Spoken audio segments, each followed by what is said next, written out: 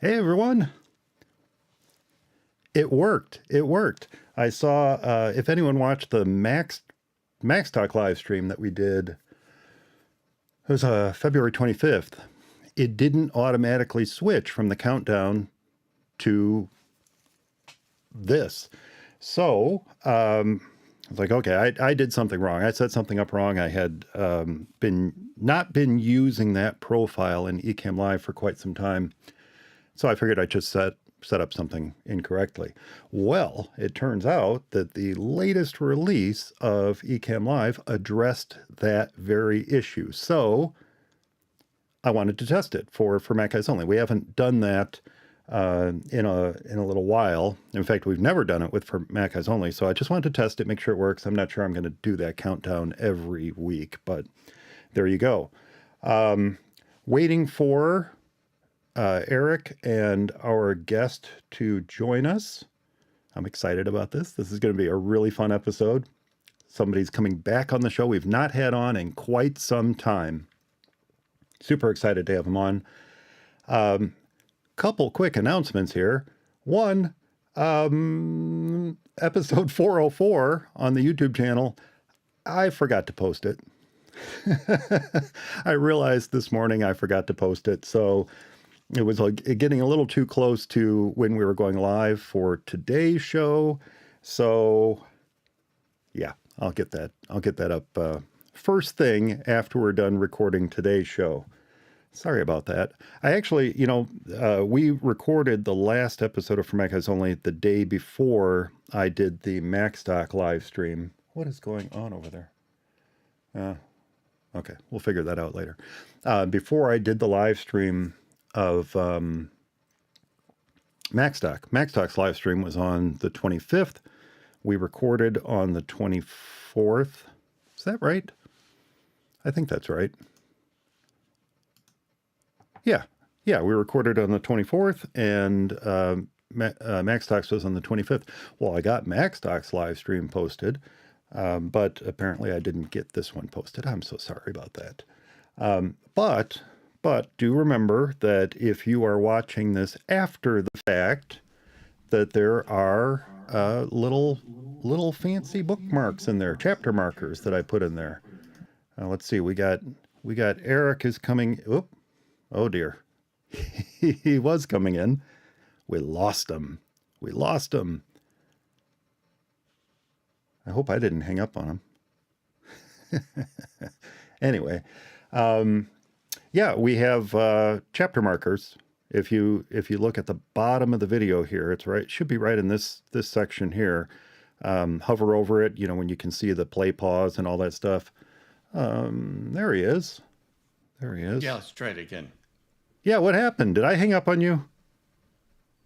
Yeah, you did. Oh, and okay. You know what? I feel very slighted. I don't care for that. Hey, I forgot to turn on my lights too.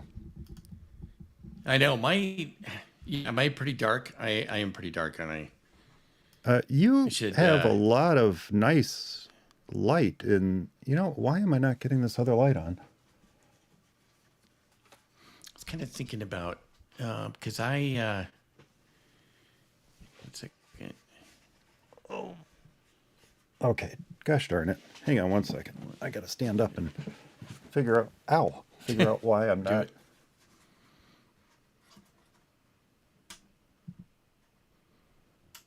Woo! Okay. Now. There, I turn on some lights too on my end a little bit more, but I could actually probably brighten it up a little bit more. Oh, Actually, there we go. What the heck? What the heck? you look Why? good. Well, I hope so. I paid enough for these key lights. Oh wow, yeah, I was gonna say it looks good. These are the Yeah. these are the Elgato key light Airs, Okay, and I got two of them. So they're here and good here, old Elgato. here and here, here, Nice. here and here, somewhere. Yep. Yeah. I don't have any key lights. I just have actually my Hue light bulbs, my lamps, my normal lamps. Yeah. That's Ooh, something just there. I changed. just turned it up a little bit.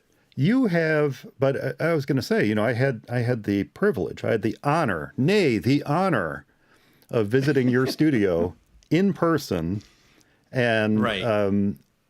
unlike this pit of heck that's here behind me, You went into this pit of heck. I was looking and I'm like, you know, I really got to clean up that shelf back there. That's really messy. Oh, It's just like a big old Yeah. stack of papers and stuff. Actually, that's important stuff. It's really what that is a stack of the small press magazine issues of the small press magazine that I published for 12 years. oh, okay, yeah. But I could So that is probably, important. yeah, it's important. I could probably treat it better. Yeah. Well, I mean, it's on its shelf where the world can see it, and no, I hear you on the mess because it's the same here. I mean, thank goodness we've got chairs. You know, I've got a chair here and then another chair back there that's like hiding all of the mess. Oh, thank goodness for camera Tracy's angles. Yes, exactly. If I were to angle this down a little bit, you know, there seems to be a little messiness to these shelves, but this is all this shelf right there is all yeah, and they're not taken out of their packages. So what it is Nice. the 60s series Batman series. I have various iterations of the Batmobile here, from large to medium to small to tiny to like little tiny. Oh, that's awesome. So I have the big one. I've got a little medium one. I've got the Matchbox size or Hot Wheel size ones, and then I have a little itty bitty tiny one too. And so that's all Batmobiles on the top shelf, and then the second shelf is, what is the second shelf? Yeah, it's like little Batman statuaries and stuff there. But that's nice. because they're in the boxes, it looks messier than it is. It's there's a little madness to my method there. It's the glare, you know, actually, I think more than anything, probably the glare That's it. kind of That's bounces off the boxes. Yeah. it's the glare, totally. It's the glare. Now the other thing that you'll see over my shoulder there. I know. See what that is? Yeah. know what- Oh, he said it. I'm trying to, let me zoom in. Right at the tip of my finger right there. I was going to say Wolverine, but it's not. It's like something helmet. It's an It looks kinda Intel yellowish. Bunny Man. Oh my gosh. That's awesome. Where did you get that? And then look I have more up here. I have two more. Wait, I was just going to take a look. it's so weird doing it backwards, and yeah. I so know. Right up there. Right up there. Oh, I yeah. have a couple Is he kinda more. laying down? Is it the They're gray one? little stuffed Intel Bunnymen. I got those Where did you get those? I didn't even know you could get those. probably from Intel. That was when I remember I got those when I was IT manager for an ad agency downtown Chicago, Oh, okay. and I believe I sent for them. But they're pretty cool. They're pretty cool. That's awesome. And then Yeah, of course I didn't even know Oswald, that was Oswald the saw- Lucky I- Rabbit. Yep. I always see Oswald every week or every time we record, which I like seeing him because that's He's and just peeking. that's the one that Disney lost, right? Yeah, well, Disney lost him. Yeah, they got him back though. They got him back. Oh. So in all the well, Disney lost him originally. Yes, in the 20s, Disney lost him. It was a horrible contract deal that Walt got himself into, and he lost the rights to Oswald. So he had to come up with a new character, and he came up with Mickey. That's the short version of the story. And through all the years, various entities claimed ownership of Oswald and whatnot. Ultimately, Universal got him. And a few years ago, quite a few years ago now, Disney negotiated a trade with Universal. Probably some cash was involved too, but they ultimately, as I understand it, they traded a sports announcer for Oswald, basically, is what it boiled down to. Really? What? Who was the sports announcer? I don't remember who it was, but yeah, they traded. They traded. That's how I understand it. Now I could be wrong, but I understand that they traded. It was like Al Michaels or something like that. I don't remember who it was. Okay, maybe it's Bob Costas. Bob Costas. Now who's Bob Costas with now? I don't know. He's still with Universal, isn't he? NBC Universal. Yeah, I think so. Because let's see, who did the Olympics last time? It was NBC, right? I think he's still doing I think so. that. Yeah. Yeah. Yeah. All right. Let me bring our guest in here. Let's see if I can do this. Boom. Look at that. Oh, there Nice. he is. Look at that. Well, long time no see. That's hey Barry. How are you? Pretty good. Pretty good. It has been a long time. I'm living. Cool. Am I sounding okay? You are sounding fine. Good. I'm gonna try something here. No, I should probably move this. It doesn't look like I have a lamp coming out of my head. I kind of like. Well, That looked cool, actually. look cool. We were just talking about how messy. Here, there we go. I'm gonna. Ours is, and his is totally. Now, did he completely? I think Barry completely flouted my advice on not wearing Bluetooth headphones. I know. Unfortunately, I have no other choice. I don't have. That's something I didn't bring, and I could actually talk about that because I want to. I'll be back in Chicago in a week, and I'm gonna grab my microphone stand and some other headphones. All right, I'm gonna try. I'm just doing a little adjustments here. Okay, Boom. but you should be getting my mic from the MacBook. All right, I need to unlock you here. Let me. Yeah, it sounds good.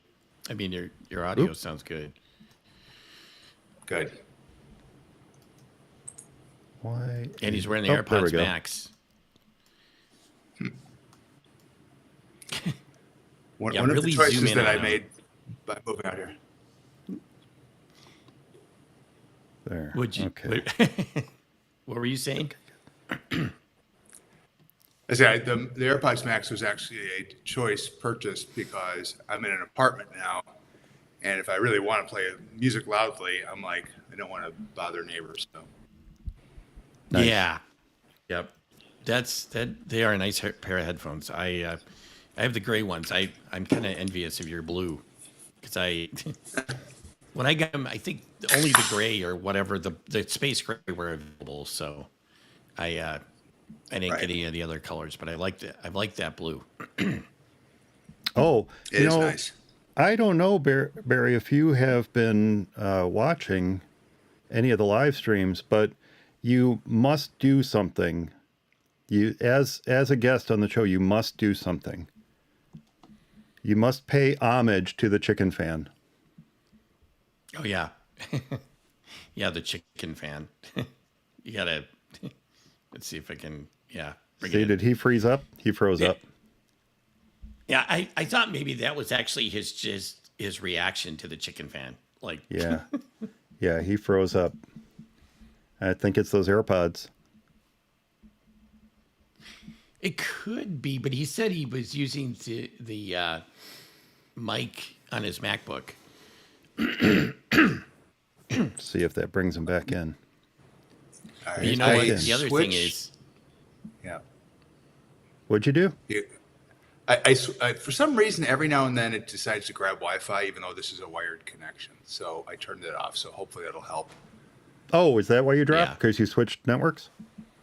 No, I think it's weird the way I have the most strangely shaped apartment. It's like a really thin piece of pizza, and I'm at the very end of the tip, and the router's, of course, at the crust.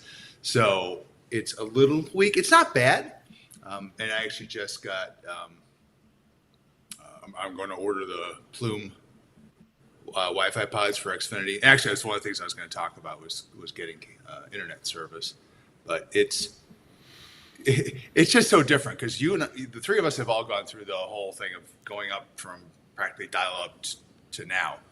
Now, when you get an apartment, if it's a newer place, all the stuff's pre-installed. You literally go online, select your apartment, click, and it's just there. It is. It was so easy, which was nice. I'm not happy about using Comcast with their router, but I'm not going to be here. I'm not going to be buying my own equipment out here. No, Right. No. And so service came with the apartment? Yeah, I mean, I Wow. have to pay That's for it, nice. but it was literally there's the router is installed. There's a little box inside the dressing area, and then I found out. I'm like, wait, there are wired ports here, and it's all there. It's just not connected, so you have to do that yourself, which that was easy. Cool. yeah, that's really cool. Now, is that canned wine you're drinking? Is that? Too early for that. It is my Coke Zero. I was gonna say. Yeah, excellent choice. Now, too. if we're recording in another 8 hours, sure. Yeah. Well, just as a reminder, this is going out live as we not all of this is going out to the world right now as we speak. So Excellent. that's do caution. And I will compliment the color you selected for the AirPods Max because that is I was looking at the blue and the green. Those are the two I like the most. Yeah, Thanks. I was telling him that blue is awesome. Yeah. Yeah, I like that a lot. They did a good job, and it's it's not something that I would have purchased in Chicago, but it was like, okay, it's expensive, but I can also sort of justify it as a keep my apartment neighbors happy, so I'm not blasting a podcast or music. Well, it's a business expense. Yeah.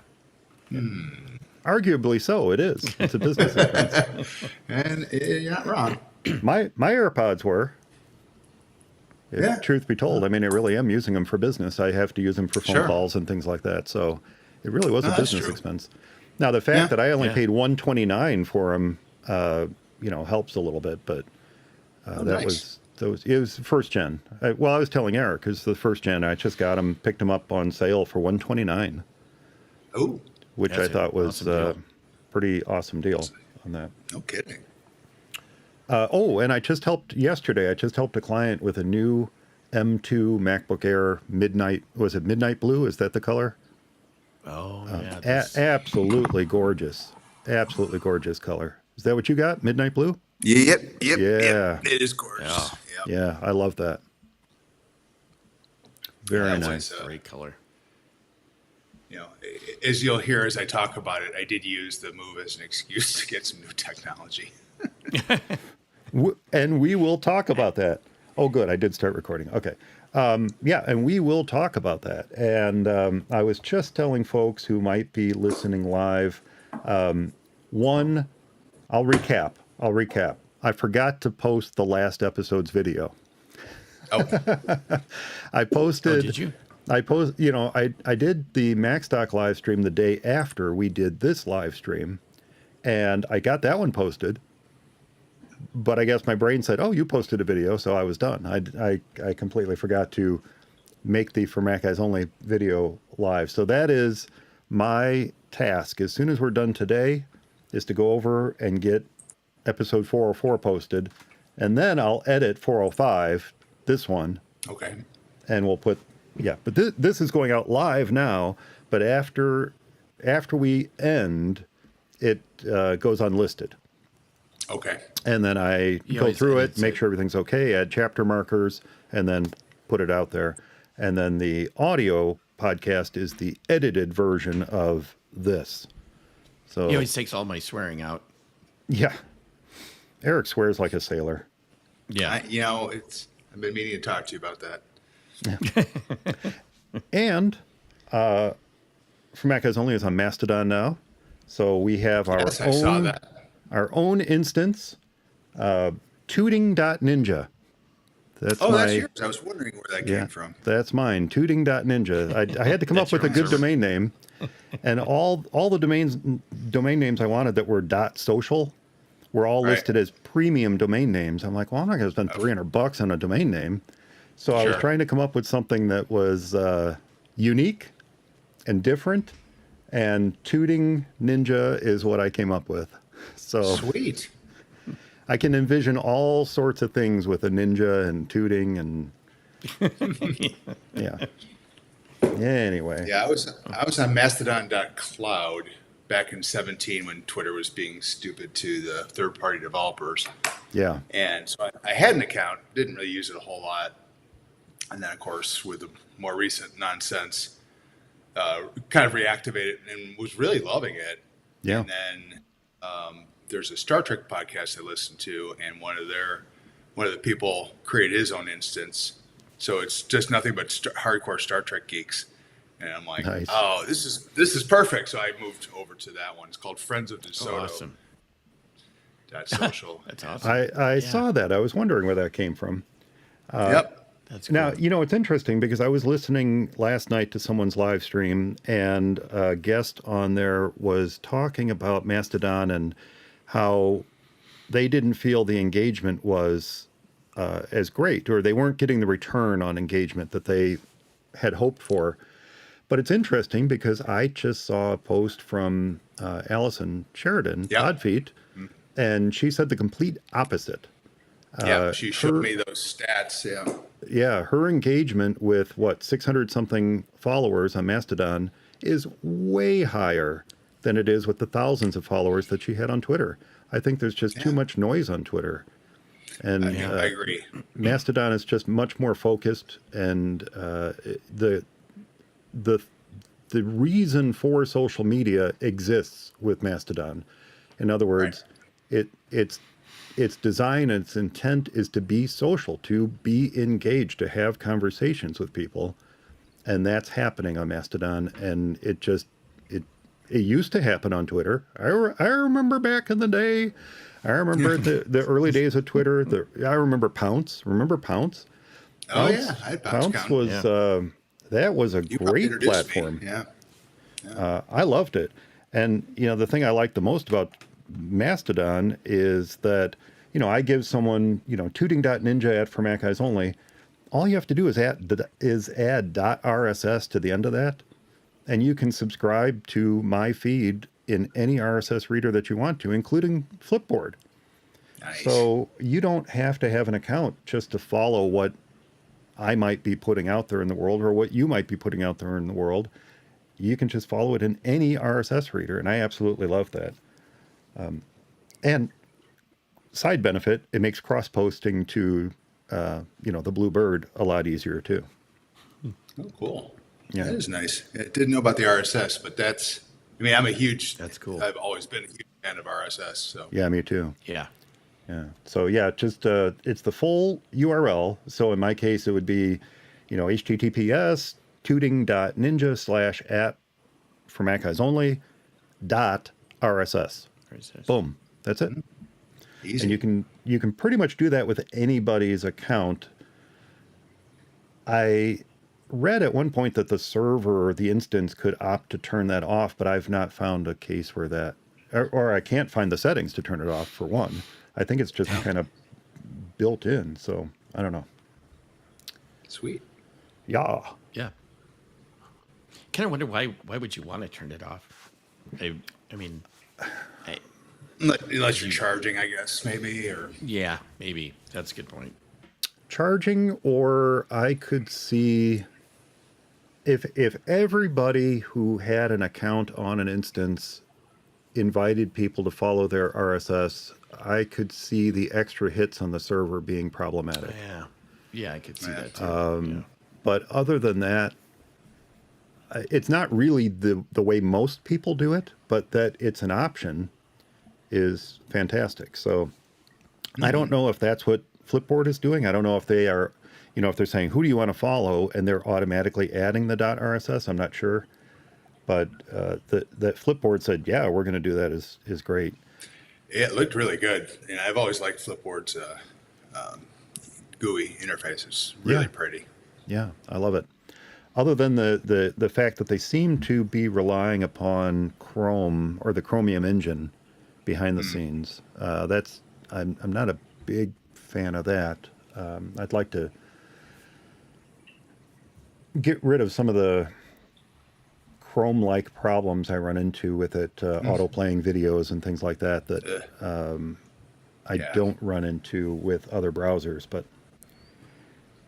whatever. What else is going on, Mr. Fulk, that we're not going to talk about? I'm loving California.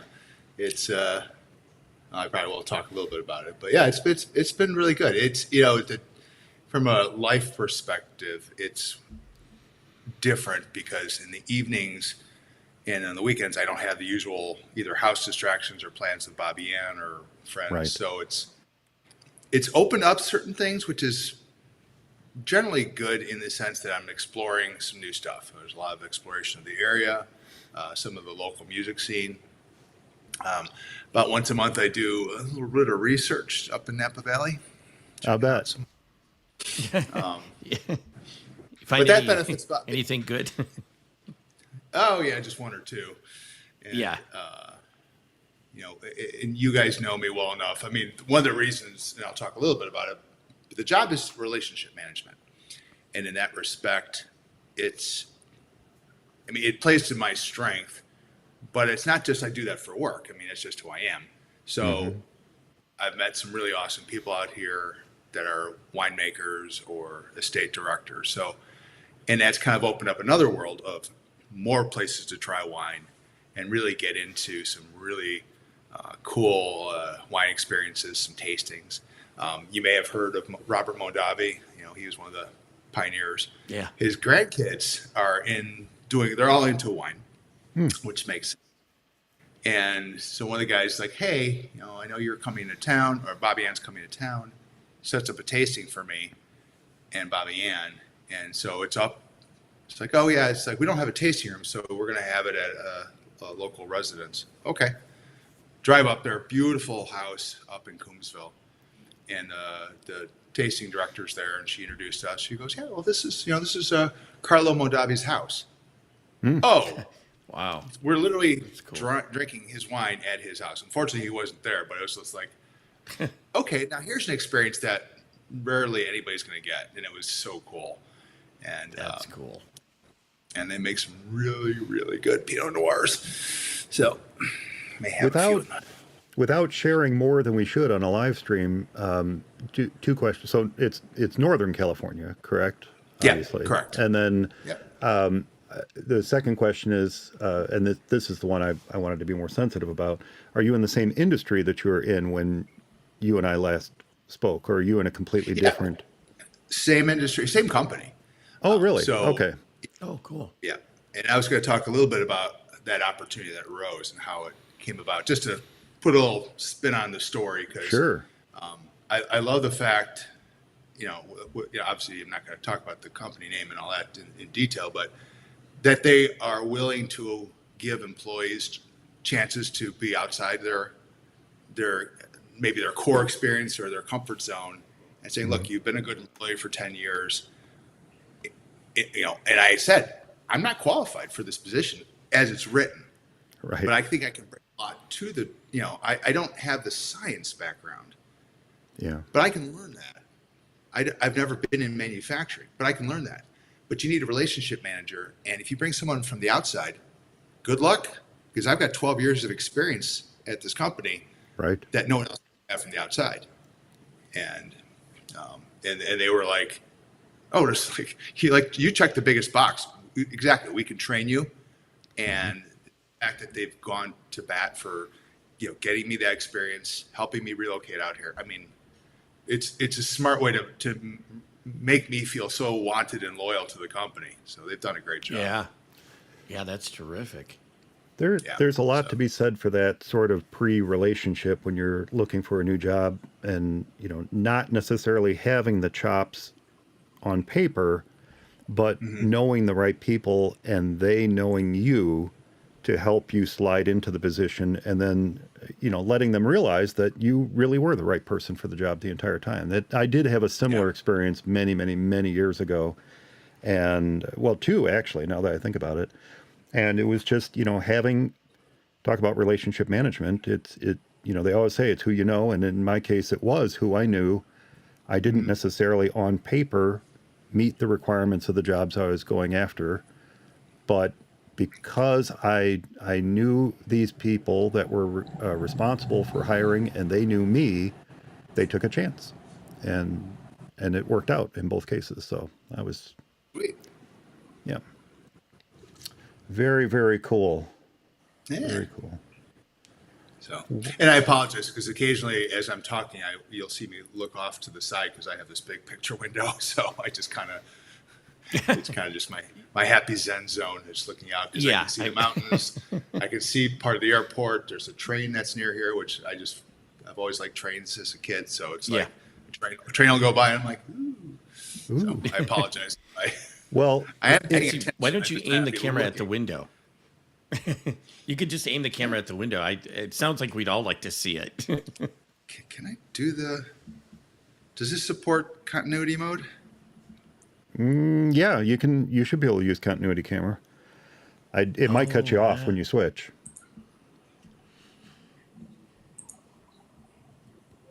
There we go. You seeing that? No, not yet. No, Still showing. Oh, maybe I hit done. Oh, there we go. Oh, there you go. Yeah. That's cool. Yeah. Oh, yeah. So those are freight trains then that are going through there. Yeah, it's that and Caltrain, so it's a little bit of both. And Yeah, there's usually it's two always engines. Yeah, two engines always usually both. are parked here. So, that's cool. but what is nice is that it's switch back here. It's on my FaceTime camera and studio display. There we go. It's been rainy and gray here. It's like a Chicago spring, which, okay, that's fine. But, all the locals are freaking out because it's like, oh my God, it's the apocalypse. I'm like, you guys have been in a drought for like 3 years. You should be thrilled you're getting rain. Yeah. So it's very interesting to see the perspective of the locals here.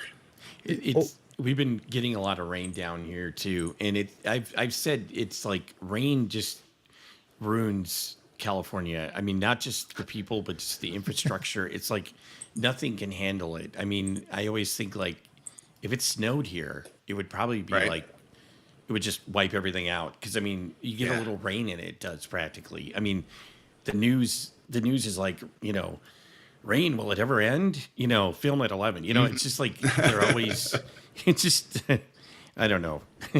And where are you now, Eric? Southern California. So in Orange County. Oh, dang. I was at Allison and Steve's last weekend. I didn't Oh, were realize. you? Yeah. So next time I'm cool. out there, we'll have to catch up. Yeah. But, I didn't even know you moved. I That's mean, I totally didn't make a awesome. big deal about it. I mean, I don't know what the long-term plan is, and we'll probably reference that during the show. But I've made a commitment to be out here for several years, and we're all good with it. There's pros and cons, obviously. You guys have been to the house, love the house, so I don't want to get rid of it. I do like being out here, not missing winter per se. Yeah.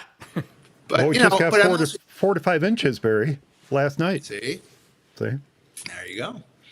And but I grew up with it, so it's not that big of a deal. Yeah. I get tired of it by end of February, March, and then the spring comes, and that's all good. Yeah. So no, it's definitely interesting how people deal with it. But you're right. I mean, especially out in California, I think you guys got a dusting in Orange County, didn't you? Just for like actually, an hour or something. Yeah, you know what? I think it was hail. Everybody said it was snow, but it hailed by our house. I'm not sure they know exactly what snow is. So something frozen fell from the sky. So they Panic. I said snow doesn't usually bounce off the pavement. So, but No. it's possible somebody got something. No, it doesn't. There was hail. I saw reports of snow on Disneyland, but I also saw one of the vloggers I follow, one of the Disney vloggers, was shooting footage of hail on Main Street in Disneyland, and Wow. it was Yeah. it was kind of amusing watching everybody run from the hail. But look, it hurts when you get hit by hail. It hurts. Oh, so Oh, yeah. I get it. I get it. But I also had the experience recently. I do enjoy spending time with folks from Southern California, because in November I had the experience of traveling with someone from Southern California, and in January I had the experience of hanging out with someone in Southern California when it was a little rainy and a little cold, and the attitude, the sense of what is surrounding them is so different than what we experience. 50 degrees, 55 degrees. I'm like, great, throw on shorts and a t-shirt and I'm ready to go. 100%. Yep. And they're all like bundling up in scarves and hats and gloves, and oh my gosh, this is the coldest we've ever been. I'm like, well, then please don't visit Chicago in January, because you are going to hate it. Oh yeah. Yeah. We had a guy that flew for business this a long time ago, and he was from California, and he knew it would be cold. Yeah. But it had dropped to like almost 0 or something. And this poor guy, he had a jacket and a sweater, and he's still freezing. He gets the rental car. His hands are just like, he didn't have gloves. He had to stop, put on socks so he could hold the steering wheel, and basically drove straight to, I think it was actually Sears at the time. So bundled up. He's like, I don't understand how you can live through this. I'm like, we're used to it, but we're prepared. So it's fine. Right. Yeah. To be fair, 0 is rough. Yeah. Yeah. It gets like when it was, I think it was the 23rd of December, I came back to Chicago, and I think it was like -10. It was one of those cold snaps. Brutal. And it was windy. And Ren and I just happened to land at O'Hare at the same time. She got delayed from Denver, which was convenient because she was going to get picked up by Bobby Ann, and then I was going to land a couple hours later and get a rental car. And then, because my car's here. And Ren's flight got delayed enough, and I'm like, oh, guess what? And I'm a nerd, so I'm tracking the flights on Flighty, and you see them converging towards Chicago. I'm like, sweet. Now we're both online, so I'm texting her. I'm like, hey, just hang out. We'll meet at the baggage claim. And as we're landing, you do that loop where you go over Lake Michigan, you turn around to go into O'Hare. Know that well. I'm seeing her flight is literally right behind me. Oh, as we're geez. getting ready. So I landed, and I'm watching, and sure enough, she was literally the next plane, which I thought was hysterical. And so I'm like, cool. So we get out there, get our luggage, and go out, and the plan was to take the tram to the new rental car facility there, which is great when it runs. It was so cold or something. The tram was broken, so it was down. They had buses running, which is a nightmare, especially from Terminal 3, because it's full from 1 and 2. So people have been waiting. People are screaming at the bus drivers. It's like a Japanese train where people are packed to the gills. Ugh. And we're waiting for like 20 minutes, and it's cold. And, I had brought gloves, and she had brought gloves, and it was still, like you said, Mike, it's when it's that cold, it doesn't matter. It's brutal. So No. pull out my phone, grab an Uber. I'm like, Yeah, that was a good move. Yeah. Oh no. Yeah, I can't take it when it's that cold. Of course, now that I've been in California for so long, I probably can't take anything, but I look happy. I'm going to switch back He to us. looks very happy. He's very happy. We lost him. Do you want me to hang up and re-enter? Yep, there he goes. You can see that there's nothing in it, but you can see the public chat, right, Eric? I just have it on. I just have it on us, so I don't see anything. Oh, okay. Do you want me to try a different browser? What are you using? Safari. They claim that should work. Okay, I mean, I it's only I don't use know why it Chrome. freezes, and I can hear you, and I still see my little display showing me live. So, Yeah. Well, I mean, if it happens, I guess I'll just drop and reconnect. we'll just drop and reconnect, and that's what Eric and I do all the time. Oh, okay, Yeah. cool. Yeah, Live yeah. is live. Exactly. it's nothing new. Live is live. Okay. Da, da, da, da, da. Sorry, I had to finish that. Live is live. Flashback to the 85. All right. Well, should we get started? Sure. You good, Eric? I'm good. All right. I'm going to I'm write great. down our magic number 41. Wow. Having Barry on, we talked longer pre-show than we normally do. Uh-oh.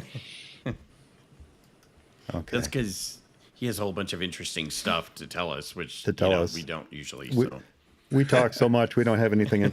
We're like an old No. married couple, Eric. yeah, All right, we'll get started then. Boom. Here we go. In 3, 2, 1.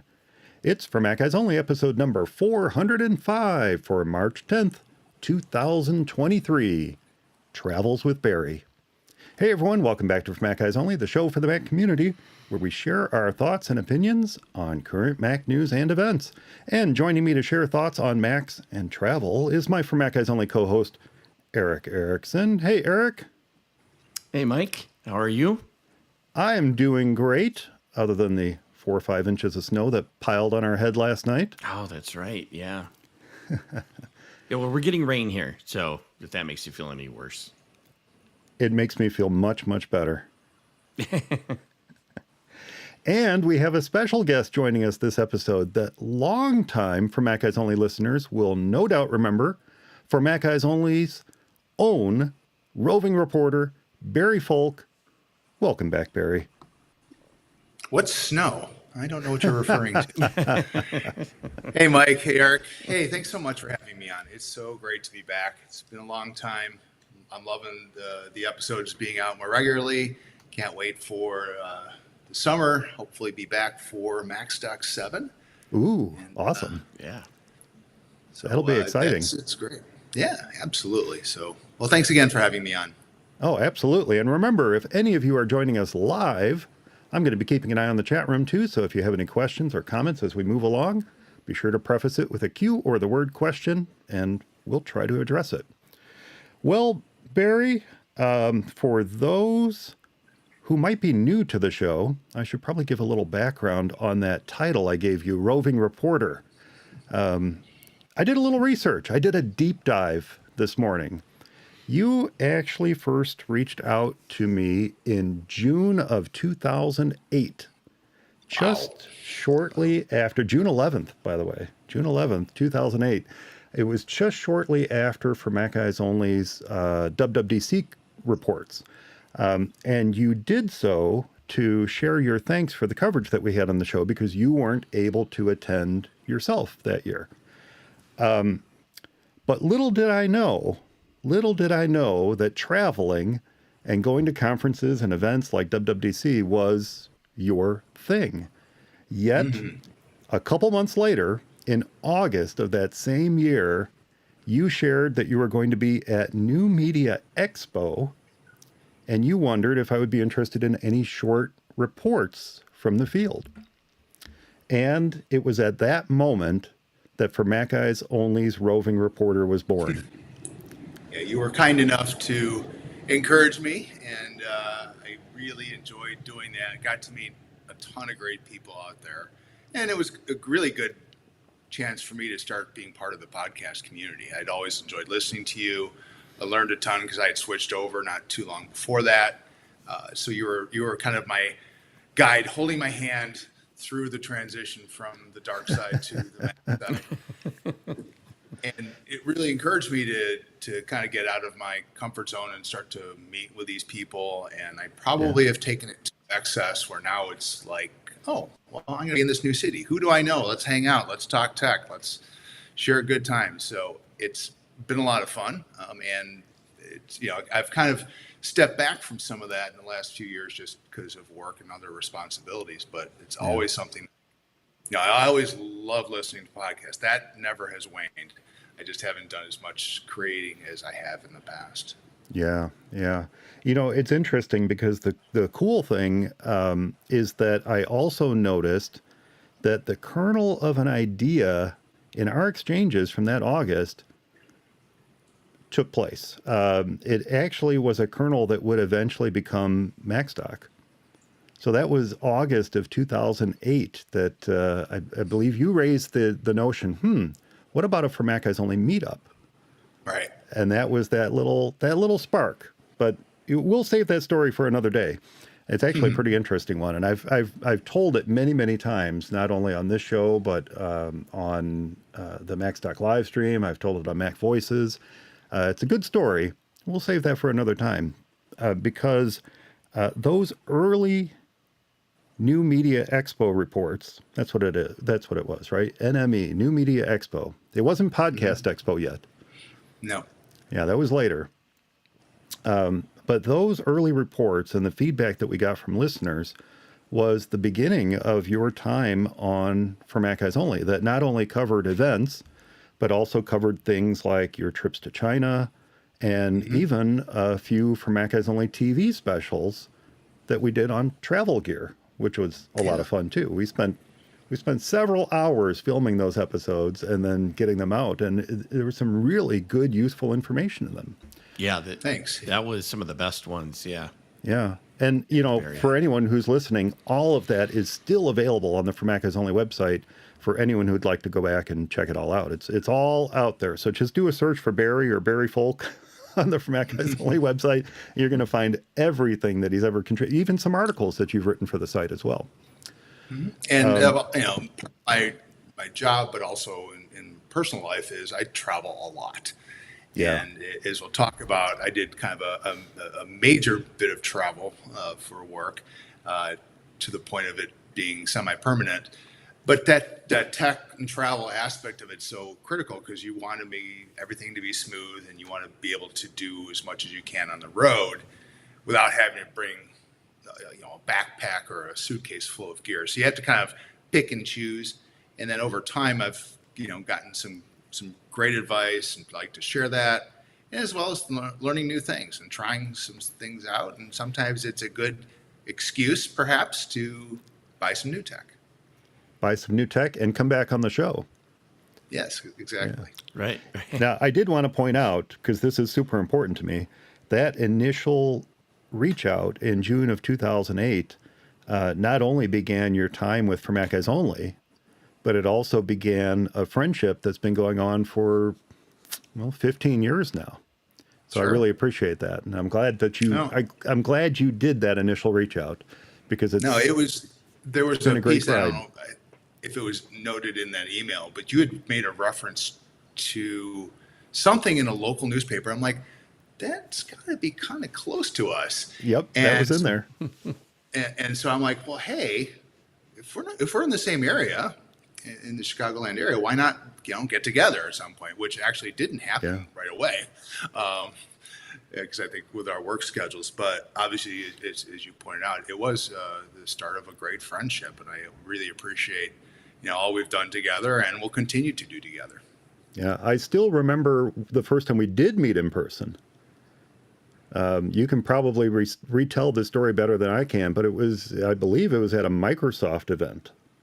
It was definitely not a Mac event. It was downtown Chicago. Yep. And I don't remember if I knew you were going to be there, because I was flying out like the next day, and I was going to see Gary Malpass because I was traveling for work. I was going to London, And he and I had plans. I'm like, well, it'll be ironic that I'm going to meet one of the co-hosts at the time before I meet the host.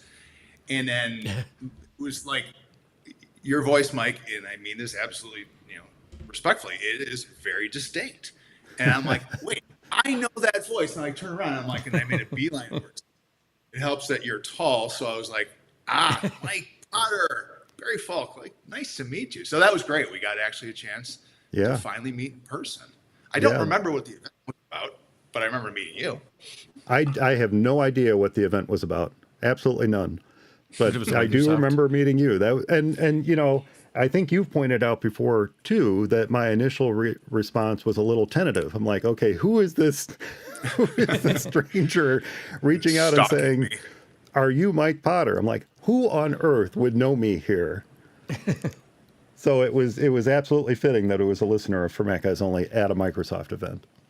Absolutely. Yeah. But that's one of my trademarks, I guess. I do like to, that one wasn't planned, although it would have been great if I planned it that way, because I do like to show up unannounced and surprise people. I've done that many a time. California, even in the UK, I did that once. Don McAllister had an event. I remember that. Yeah. That's awesome. Yeah. And if you remember our friend from Switzerland, Paul Shadwell, I had a work thing out in the area. I'm like, I can make this work. Visit him. He was about an hour away from where I was at for work, and surprised him for his birthday.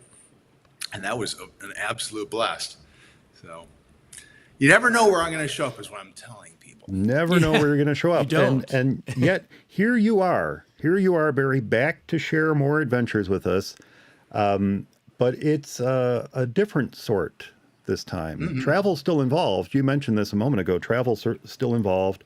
And certainly Apple Tech almost certainly played key roles in all of this. But from what you shared with me in our text messages and things like that, it sounds like there might have been a bit of a learning curve to it this time. So why don't you tell us a little bit about that learning curve and then maybe what led to the decision to make the move that you did?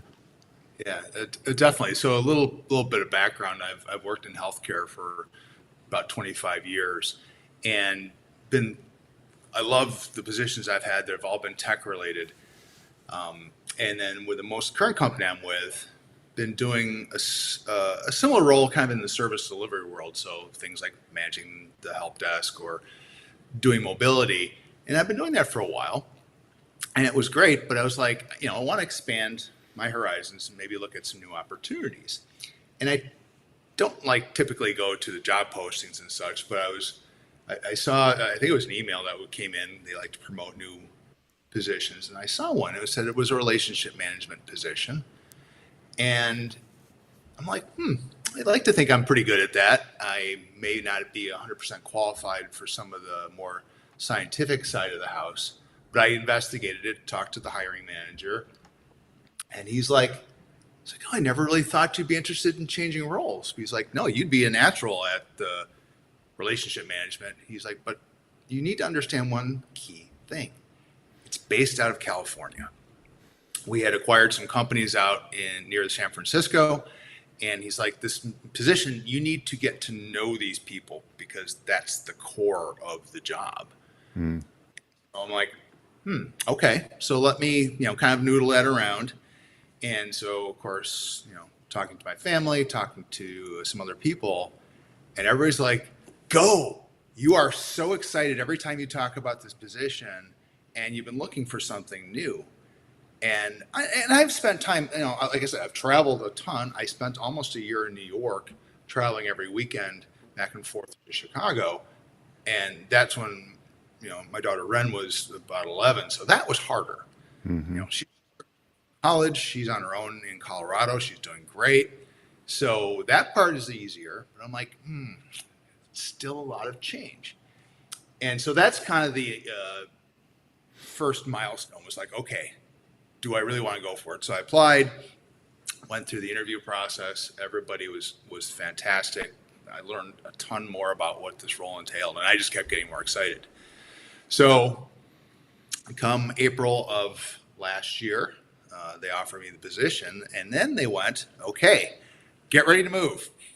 So now I felt like I had a real moment of, oh, I need to really plan this out.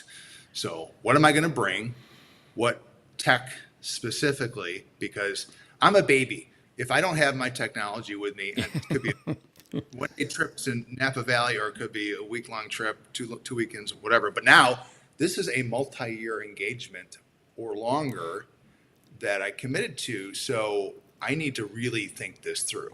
Now, yes, I could run to the Apple store in San Francisco if I needed something, but it's cost ineffective, and I don't want to be playing that game. And I want to be methodical.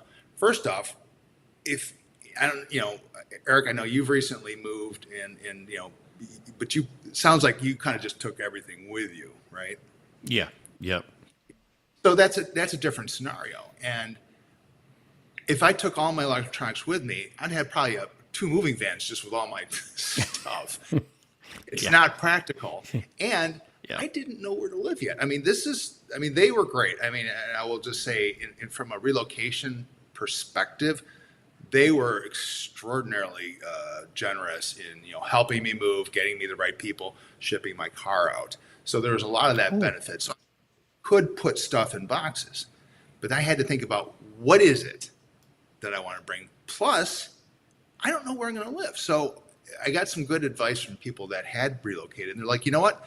Don't move your stuff right away. Live out of a suitcase. Find some areas you want to live in, whether you stay in hotels. I ended up doing some Airbnbs in the area because I knew San Francisco City, and I've been up to Napa Valley, and I visited a couple places, but I didn't really know the area. Now I act like a local, where I talk about East Bay and North Bay and taking the bridges across, blah blah blah blah. But I had to learn that. So first part of the tech is, well, just booking stuff, right? And we all know there's Airbnb, there's Expedia, and those type of services. And it really was helpful because I could spend time researching things, which I can't imagine doing this 20 years ago without smartphones and invasive cellular and so forth. Yeah. So that was my first thing. Now, again, you think about, what am I going to need? I'm working. I'm going to need an Airbnb with rock solid Wi-Fi. I need a private space to work with. It has to be relatively close to the office. And so these are all factors that I started to put in there. So it took some time. But again, because I had thought about it ahead of time, I didn't just show up at a place that, hey, this is wonderful, I love the place. And then you find out it's essentially unusable because the internet's too slow. I'm like, I'm going to be on video calls all day long. Yep. I'm going to need to access virtual, machines and so forth. And this one lovely lady, she's out in Pacifica, which is kind of right by the ocean, half the year covered in fog. But she had fiber at her house. She, let me visit ahead of time and said, you're welcome to look around the space, test out your equipment. I mean, what a great, she was just absolutely lovely. And I stayed there for 2 months and really enjoyed that whole experience. And I'm like, okay, this is good. So now I've established that. But I also think, well, how am I going to work and do those video calls, right? So I bring my MacBook. I've got a MacBook Air. Actually, I think the time I had an older one. And I had my iPad. And so you think about the wonderful tech that those devices are by themselves.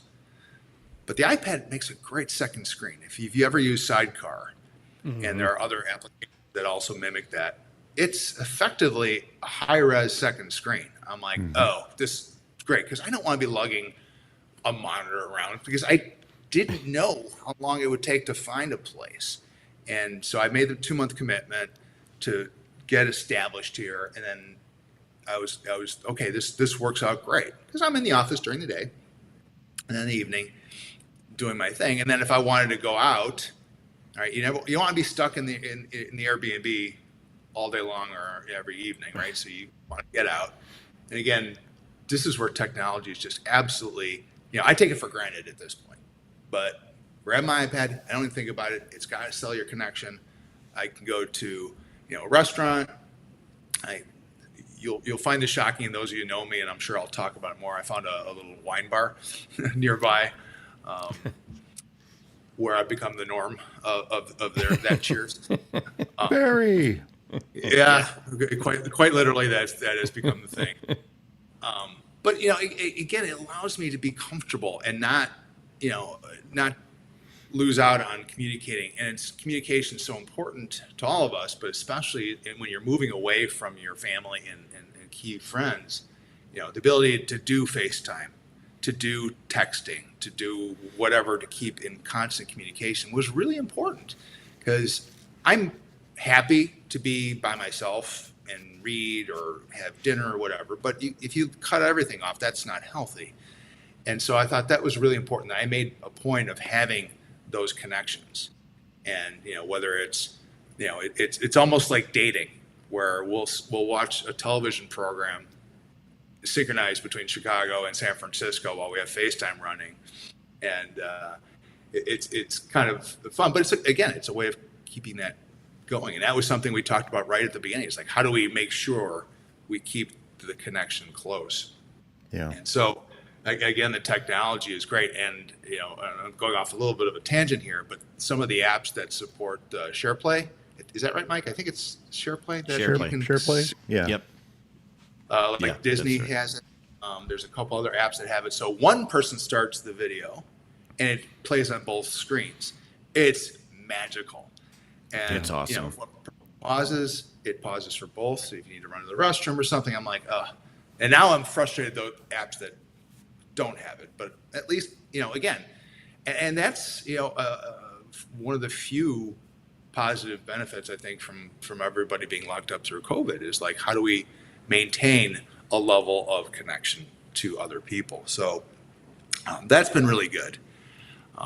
So that's a little bit of the physical stuff. But even before that, I had to think about, okay, so I can grab my Mac and my iPad and, some random peripherals. I like my little ergonomic keyboard, things like that. That's easy. But then I'm like, what else might I need?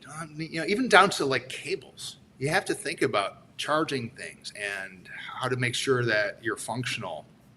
And the what if scenarios of, I can just run to my man cave and I have literally boxes of USB-C and USB-A and micro USB. And, I still have, for reasons that don't make any sense, a SCSI terminator. I was just going to say, SCSI cables. How many SCSI cables do you? I have a bunch. Right?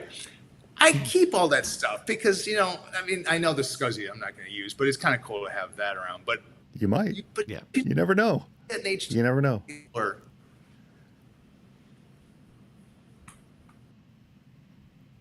Oh, he just dropped. Yeah. He must have hung up or whatever. Maybe disconnected. Well, you must be super happy, Eric, to know that it's not just you. Sorry about that. I am. I'm super happy. Yeah. Yeah. Usually it's just me. all of a sudden you could see. Yeah. It was just pixelating all of a sudden and the audio was going up. I'm like, there's something bad's happening. So, yeah. But yeah, let me just jump back in. Good. It's like I have access to a ton of technology, even older stuff, because you maybe have a monitor that only supports VGA or DVI. I don't want to be bringing all that if I can avoid it. So I had to be very judicious about what I'm bringing. And then, again, if there's a scenario where, okay, I need it now, I can run to the local Best Buy. That's fine. But then you think about other things. And Mike, you'd be probably the one that have the most data, right? Because you're always creating these shows. You're creating a ton of content. And so I imagine you have probably a ton of local storage. You've got cloud storage. You've got to really think, right? There you go, your little portable hard drives. and so I'm like, I've tried, because I don't have that much. I mean, compared to you, I've got a ton of photos and videos. And those are all backed up multiple times in multiple locations. Mm-hmm. So I have like all friends, videos from gymnastics and things like that. So I know those are good. But newer documents, newer photos, I don't have a ton. So I'm going to throw everything up in the cloud. So I went all in with iCloud. I'm like, there's a little bit of risk. But part of it is just even getting it there, right? It's just to make sure that once I arrive, I have a non-local copy. And that was, I think it's really important because, I'm taking an at-risk situation with that data. And could I have brought the drives and stuff with me? Yeah, but then there's also that risk of, losing them or damage on route. So that's where I'd like, let me kind of draw that line in the sand. So let me do net new. I know everything before May of 2022 is backed up in Chicago. Everything forward in the cloud, and then when I get here, I'm going to buy, and I ended up getting like basically what you had, Mike, is a portable hard drive. Yeah. To have something here. Now, maybe I'm not doing as much backups as I should be, but I know I've got essentially three copies: cloud, the external drive, and then the Mac itself, which is good. It's not great, but I'm pretty comfortable with that. But again, you had to think about, if I just left, then I'd really be in a risk situation. So cloud was definitely a big thing to deal with. And again, I had to think about, when am I going to need this? Because I ended up moving 3 times before I'm at my current apartment. Because do I want to live in San Francisco City? Do I want to live in the peninsula, which is by the airport and by where our offices are? Do I want to live on the East Bay, where prices are not absolutely insane? That's another discussion for another time about how pricey this area is. Yeah. So, these are all factors I had to take into it. So, and then I track it. Now I'm a simple notes guy. I back, Mike, when you and I first met and I was switching over, Evernote was my external brain. I think that was even their tag. Yeah. I still have a lot in Evernote, but I've been switching to Apple Notes lately. And that's what I did. I got a little frustrated with their model. And they did the upgrade to Notes a few years ago, and I'm like, ooh, this is rock solid. And there was a really good export tool. Yeah. Notes has become my thing.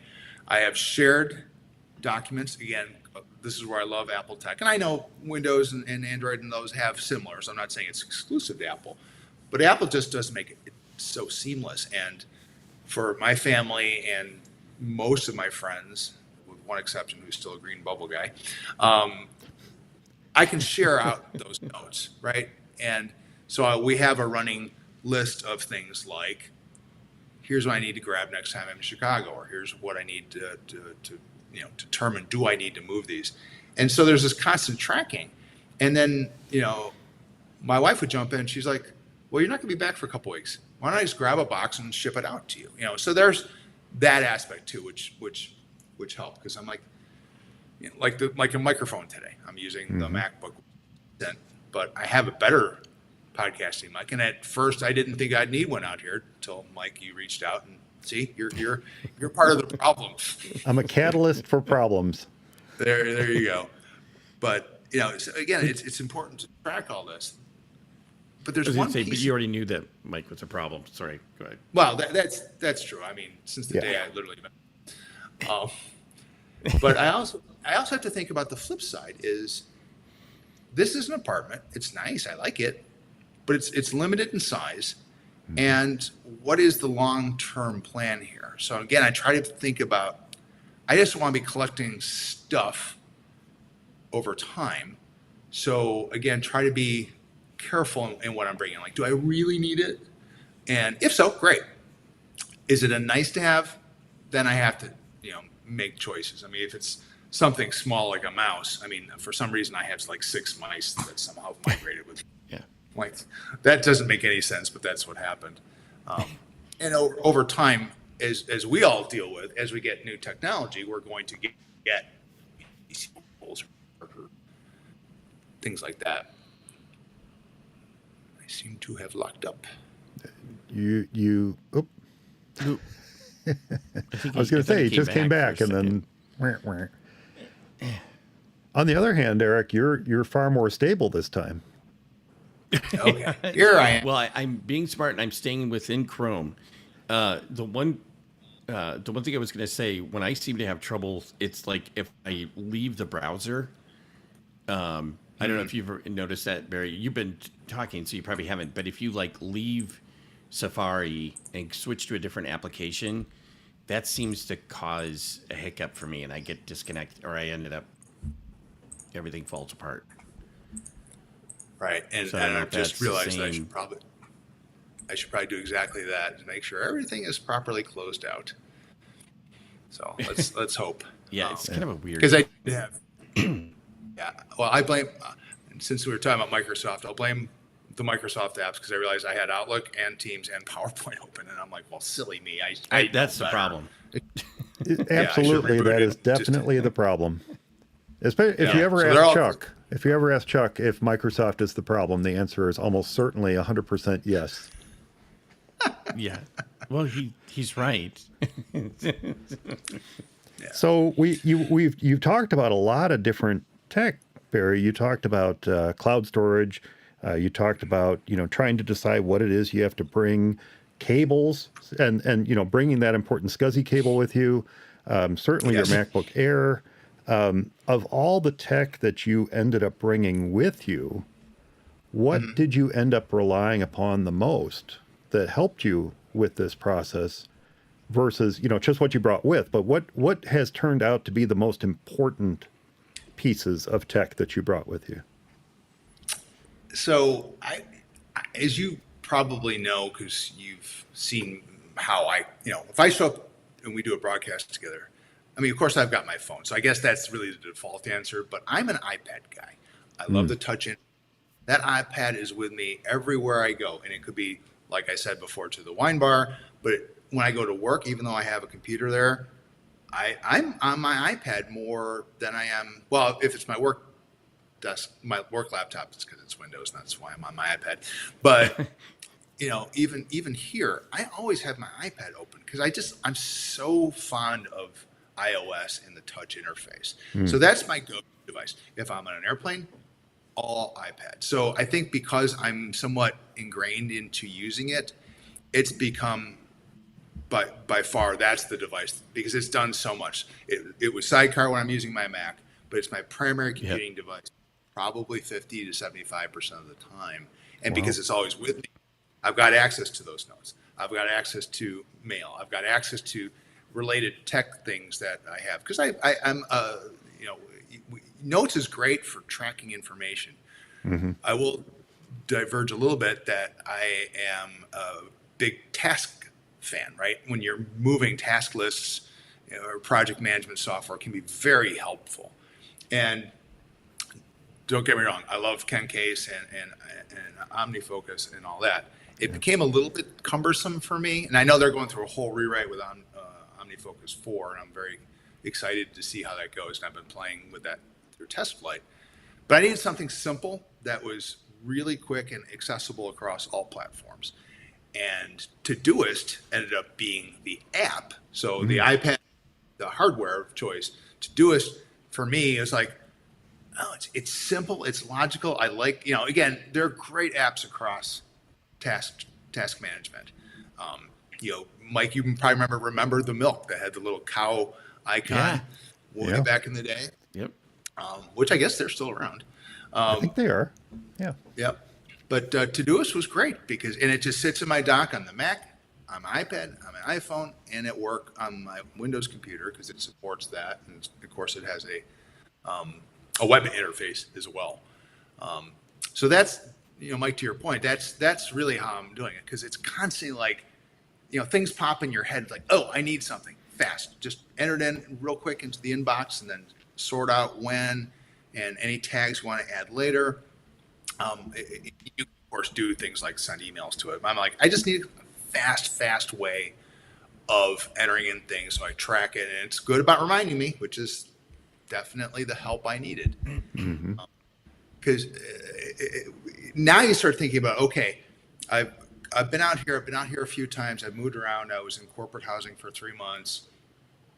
And in a sense, I didn't have to worry about internet because it was supplied by the Airbnb or it came with a corporate apartment until I moved here. Now I had to think about, I need to get internet. I need to get other utilities too. So this is where, again, the iPad and task tracking were absolutely critical to how I'm going to manage this because as I referenced before, I'm a real baby without my technology. If I don't have internet, you might as well just put me in a coma until you can get it fixed. Yeah. So moving, so I looked at different apartments in the area, and I realized, you know what, buying something out here is not viable with the current housing prices. Right. Housing, the costs. So let me at least find some place that I can hunker down for a couple of years. And then I made an active choice to be very close to our offices here. I didn't want to deal with commutes. I didn't want to deal with, spending an hour in the car, as much as I love listening to podcasts. So I did find an apartment that was within 5 minutes of 4 of our buildings. Wow. And it was new, which was kind of a nice thing. That wasn't a requirement, but when I asked, what's my first question? How's the internet? Right. And they're all like, well, usually people want to know about the living space, and all. I'm like, no, if it doesn't have good internet, there's time here. And it helps being in Silicon Valley. And what I found was interesting is that they now think about the fact that everybody needs broadband of some sort. So this particular location actually gives you 2 built-in options that you don't even have to do anything. You can go with AT&T or Comcast. Okay. And there are other services you can get, but those are the 2 that are literally built into every unit. And I am like, what does that mean? They're like, well, you just go onto the website, you sign for a new account, you put in your address, and they explain, because you have to be very detailed to the unit number. And then you select your plan. And basically you hit OK, and you give them a credit card. It fires it up literally right then and there. And I'm like, wow. No, I've had to deal with, we'll come out to your house in 2 weeks, and then they blow off your appointment, and something doesn't work. No, it was literally a turnkey solution. So kudos, as much as it pains me to say Xfinity did a good job, they did. It worked exactly as they said. I'm like, okay, I need good network. I'm a speed freak, right? I have a gigabit Ethernet at home with gigabit coming into the house. Like, I probably don't need that. It's just me. So how about I do the 300 meg plan and see how that goes? And it's been great. I mean, like I said, I turned it on, boom, it's there. Then I find out they even have hard lines in the apartment. I'm like, oh, so I go to my task list. Next time I'm in Chicago, grab Ethernet cables, because I didn't think I would need them. Yeah. So, these are the things that help me track it, because if it didn't make sense for me, why would I bring Ethernet cables? I'm going to be all Wi-Fi, right? But I'm like, well, if they have hard, I didn't even think about it, but they do. And I'm like, sweet, this is outstanding. And I had to the little shorty cables from the router to the switch, which is all built in. Really? That's awesome. Yeah. So it is cool, and you see how technology has just evolved over the past 30 some years, and from dial-up to turnkey solutions, which is great. And obviously, I think this is the way it should be. So yeah. And so that really helped, because then this is me. I had the comfort level of, okay, I've got rock solid internet. It's a good, it's a good solution. So now I can get everything up and running. So now you kind of think, okay, so it's kind of like what is that, Maslow's hierarchy of needs, where internet apparently is my foundation. Internet's in there. Yeah. So now my next level up is, you're not going to hear him talking about food or bedding. Actually, there is a story I could tell about that. Mike, do you mind if I go slightly off script? I was going to say, a futon and a blanket is usually pretty good for me. Yeah. So, number one was internet. Like, even before I moved in here, I made sure it was working. So I'm like, good, I can go. The second thing I did, and I'll try to keep this as family friendly as possible. I'm a big fan of bidets. So even though I'm in an apartment, I have one in Chicago. I'm like, well, I want one out here. So that is number 2 on my list. No pun intended. I was going to ask you to repeat that, but you said bidets. Yes. Aha. Yeah, so okay. The little spraying things in the bathroom. And again, I mean, maybe it's because I'm half Japanese or because I've been in Japan. I'm a huge fan of them. I do have an important question, though. Does yours talk to you? No, nor does it have the auto lift function. Okay. But it has a heated seat. That's stage 2. See, the Yes. heated seat, that's a nice thing. It is a nice thing when it's your own toilet and not some public. Yeah, right. Yeah. Why is Mike's the like, seat "All right, warm? Exactly. Right. But then the third thing I got was the bed. So here's Uh-huh. the order of my importance. So it was internet, bidet, then the bed. And I still get mocked about that all the time. But anyway, so back to technology. Although you could argue that the bidet is going to get there one of these days where you have apps to control everything. Yeah. But again, part of it being on my own, I don't want a quiet place all the time. And it didn't matter, even if I'm back in Chicago, I've always got something playing. Most of the time, it's a podcast. I mean, when I first switched over and I needed to learn, that's how I got really into podcasts, right? And I found Mike, I found your show, I found Allison's show, I found from Mattcast with Adam Christensen. All these podcasts became kind of core to who I am and what I like to do to relax, listen to that. Certainly if I'm doing any type of chores around the house, unpacking, right? Perfect. Let's have a podcast. So before I left, I did think of something that I wanted to bring with me, which was a Bluetooth speaker. Because when I travel, I always bring a Bluetooth speaker. It's one of those little small shower, friendly ones that's waterproof. I have an Altic Lansing, I forget the model, that really works well. It's USB-C charging, yay. It's got good sound for the shower. It's not great sound for playing music, but that's okay. That wasn't my first thing.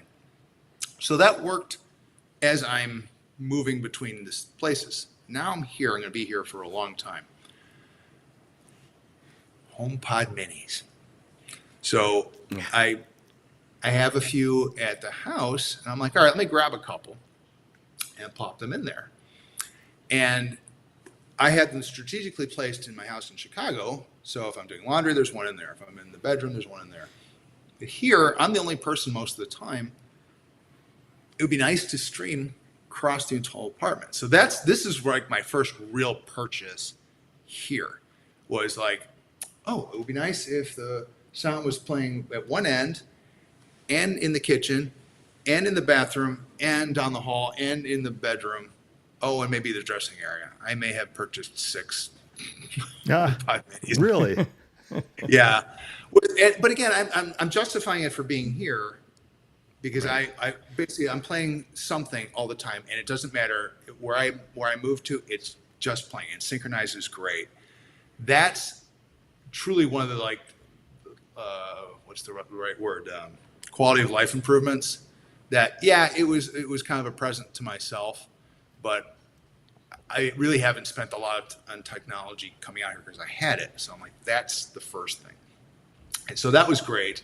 And the intent is I can bring them back to Chicago at some point down the road. Absolutely. That's what happened. Yeah. So I'm like, so I justified it. I'm good at that. So the next thing I thought about is more Apple tech. And if you're watching the video, you'll see I'm wearing AirPods Max. A very nice blue, might I add. Mm-hmm. And the reason I did that is I do like music, but I have to be respectful. I haven't lived in a shared unit, so to speak. I've got people above and below me and to one side. And it's pretty well insulated, but every now and then I hear some things thump from above or below, and I'm like, I don't want to be that person. And so if I listen to music, there are times I really do want to get it louder than I normally would. Again, if I'm in Chicago, I don't have to worry about it. So I'm like, all right, here's another purchase that I think is a reasonable cost. I'm going to keep my neighbors happy. I'll keep myself happy. So I did do that. So there's the next part of that. It's very specific Apple tech. And I love, I tried them on, which they're not light, but they are extremely comfortable. And they did a really good job with that. And I've been wearing it now for a couple hours, and I really don't even notice it. It also is great because it's good for conference calls. And the quality, I'm using the Max microphone, but for conference calls for work, the microphone on the AirPods Max is great. They're easily transportable. you see a surprising amount of them in the office and just walking around town, which I'm like, they are kind of big and clunky for walking around, but people like the quality. But I will say, everybody has either AirPods Max, AirPods Pro, or the equivalent for Samsung or for Android phones. Everybody wears of some sort around here all the time on the train, walking around. It's rare to see someone without one out here. Without headphones. Yeah. As far as justification goes, Barry, they are cheaper than 6 AirPods Mini or HomePod Minis. That's true. So I could have just done this and but there are times I don't want to slap them on my head either. So it's a choice. But I am really glad that I went down this path because the sound quality is amazing. And I'm wouldn't probably have purchased this because I kind of balked at the price when I was back in Chicago. I'm like, this sounds great. I have no use case for it. Well, now I do. So I did that. One other piece, and Mike, I think I sent you the link, is another pair of Bluetooth speakers. And so I've got the one I mentioned, and that's my travel one. But I'm like, it would be kind of nice to have one that's in the shower area at all times here. This is one that I wasn't planning on purchasing, but there are times an impulse does hit you. And I was at Costco and just loading up on things here, and they had this. It's called the X1 work lights with Bluetooth speakers. Remarkably inexpensive. I think it was like $30 for the pair. 2 Bluetooth speakers, USB-C charging, and it's got built-in lights, which I'm like, I don't really. You know what? My shower can actually be kind of dark in the morning. Yeah. So it's one of the strangest purchases that I wouldn't have thought of. Qualities, it's actually really meant for construction sites. So the light is super bright and it can be dim. It also has a red light and a flashing red light. And I guess if you want to warn people of an area. And the speaker volume is pretty darn loud. Quality wise, not great for music. For a podcast, especially if you're in the shower, perfect. So that one was one I highly recommend. And again, it's just, I'm shaving in the morning and it's the light isn't coming in. And obviously I'm in an apartment, so I'm not gonna be like, oh, I'll just put a can light above me. Not doing any type of work.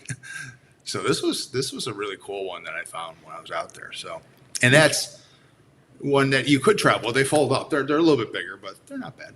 When I saw the name X1 work lights that you'd sent me, I pictured those, halogen lights on the stands that they have at work sites, and the big yellow ones with the handles to tilt them. I'm like, well, okay, it seems excessive, but sure. Yeah. And again, it's just amazing how we've lived through the literally before Bluetooth even existed, and now you can buy these okay speakers, and they even pair. They've got the and I'm like, wow, this is just all built on. I think it's Bluetooth 5. But it's really those kind of things that you find. Like, again, I wouldn't have likely have found it if I wasn't wandering around Costco buying, massive amounts of toilet paper and paper towels from my apartment. There's only so much storage space, Mr. Fulk. Yes, I've learned that. Well, that's why the bidet is important. I'm just going to keep back to that. So just trying to think what else, like I've talked about setting up the technology. I'd say I did upgrade my Mac at some point while I was out here. So I do have, in fact, I'm using it now, is the M2 Air. Beautiful. Just an absolutely phenomenal machine. It looks good. It's super light. You become real spoiled when you use Apple tech in general. And not even the Airs. The Apple's done such a good job with fan noise maintenance, keeping it low, that it's not intrusive. And I think the iMac has it, the new 24-inch. I believe the Mac Mini has it, and some of the other, obviously the Pro models of the laptops have them. But they're quiet. MacBook Pro. Yeah, you never hear the fan. Right. The M1 MacBook Air didn't even have fans. Does the M2 have fans? Nope. No, I didn't think so. Yeah, I mean it's crazy how fast it is, and it's literally the battery lasts not forever, but it's pretty darn long. And again, it's not you have to worry about it. And I think this is all of us struggling through tech over the years where we were just happy to have a laptop. Okay, I got to bring a charger, or it's going to get 20 minutes of battery life. But it's portable. It's cool. It's and only 3 inches tall. Yes, and it only weighs 10 pounds. 10 pounds. I meant to ask real quick. I want to go back for 1 second because you talked about depending so heavily on the iPad. Did you mention which model iPad? Are you obviously it's probably a Pro considering everything you're doing with it, but are you using the 13-inch to get a more laptop-like experience? Yeah, I do. This is the 12.9, I think. Or 12.9, yeah. Yeah, it's this one is the M1 Air. But again, great screen. Battery lasts forever and a day. Got the cellular built in. And I do like the larger screen. The 11 is like the standard from corporate, and so obviously when I just deployed them, I use them a lot, and they're really good, especially if you're on the road, and the salespeople absolutely love it because of the size, the lightweight, and it's a good screen. I just prefer a larger screen personally. Yeah. So I've been really happy with that. I don't use the pencil a whole lot. I keep it with me, and every now and then I do. And I do have the floating, the Magic Keyboard with trackpad. Keyboard. I was going to ask, do you have a keyboard and a case with it, or is it just the bare iPad? Okay. Yeah. So you have a very Mac-like experience, but with iPad OS at its core instead. Correct. And I really, really like this. I don't use the trackpad much, and I've been chastised by certain people. It's like, you should use the trackpad. It's awesome. And I'm like, I'm so used to touch that I don't necessarily need the trackpad. But there are times you're like, okay, this is cool. But the keyboard on there is just, it's so handy. And it just folds in so it's effectively as a cover. So again, perfect for travel. It can get a little bit challenging on the airplane because they're just so tight and stuff. But it is the best movie watching device you can have on an airplane. So that's really all I need, and I can even take it off its keyboard if I just want to watch something. So it's really good. So that one is to your question is definitely just a great all around device with a larger screen. It's an excellent iPad. I have the same model actually, and with the Magic Keyboard. Do you use Stage Manager at all, or do you? Mm-hmm. Yep. I do too. It's took a little bit of while, and it was certainly buggy. I mean, it's not perfect by any means, but I sometimes try to force myself to try the new technology that Apple's bringing. It's like, okay, somebody has a vision. What is it? Let me all in. I may still not use it. Like, Spaces is great. I just never really got to it on the Mac. But I'm using Stage Manager on both the Mac and my iPad to try to be interesting. And so I've gotten very used to, it's going to switch screens. If I want to use them together, I have to click and drag it over. It kind of came second nature. I don't know how useful it really is on a Mac. I like it. But when you're dealing with multiple screens, it's not really important. But then I kind of like it when it hides, Teams, and I can focus in on email or, instead of having side by side. So Eric, are you all in on it too? Yeah. Well, I use it on the iPad. I don't use it on the Mac because, like you said, you don't really know how much. I guess because the Mac has its own multitasking. It's kind of, I've gotten so used to it, and I have multi-screens too that I couldn't really get used to it. Although I do, like you said, like how it kind of pushes things out of the way, so you're only focusing on whatever you want to look at.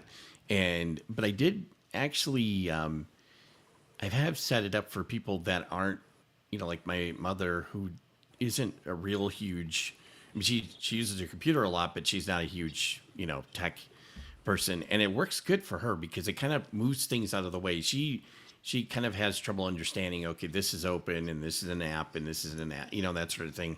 So it does a really good job of, saying, okay, now you've just moved email out of the way. Now you're in Safari. Now click on email and that'll bring, so that does help her. So it actually is a really good really good tool for that. Yeah, stuff.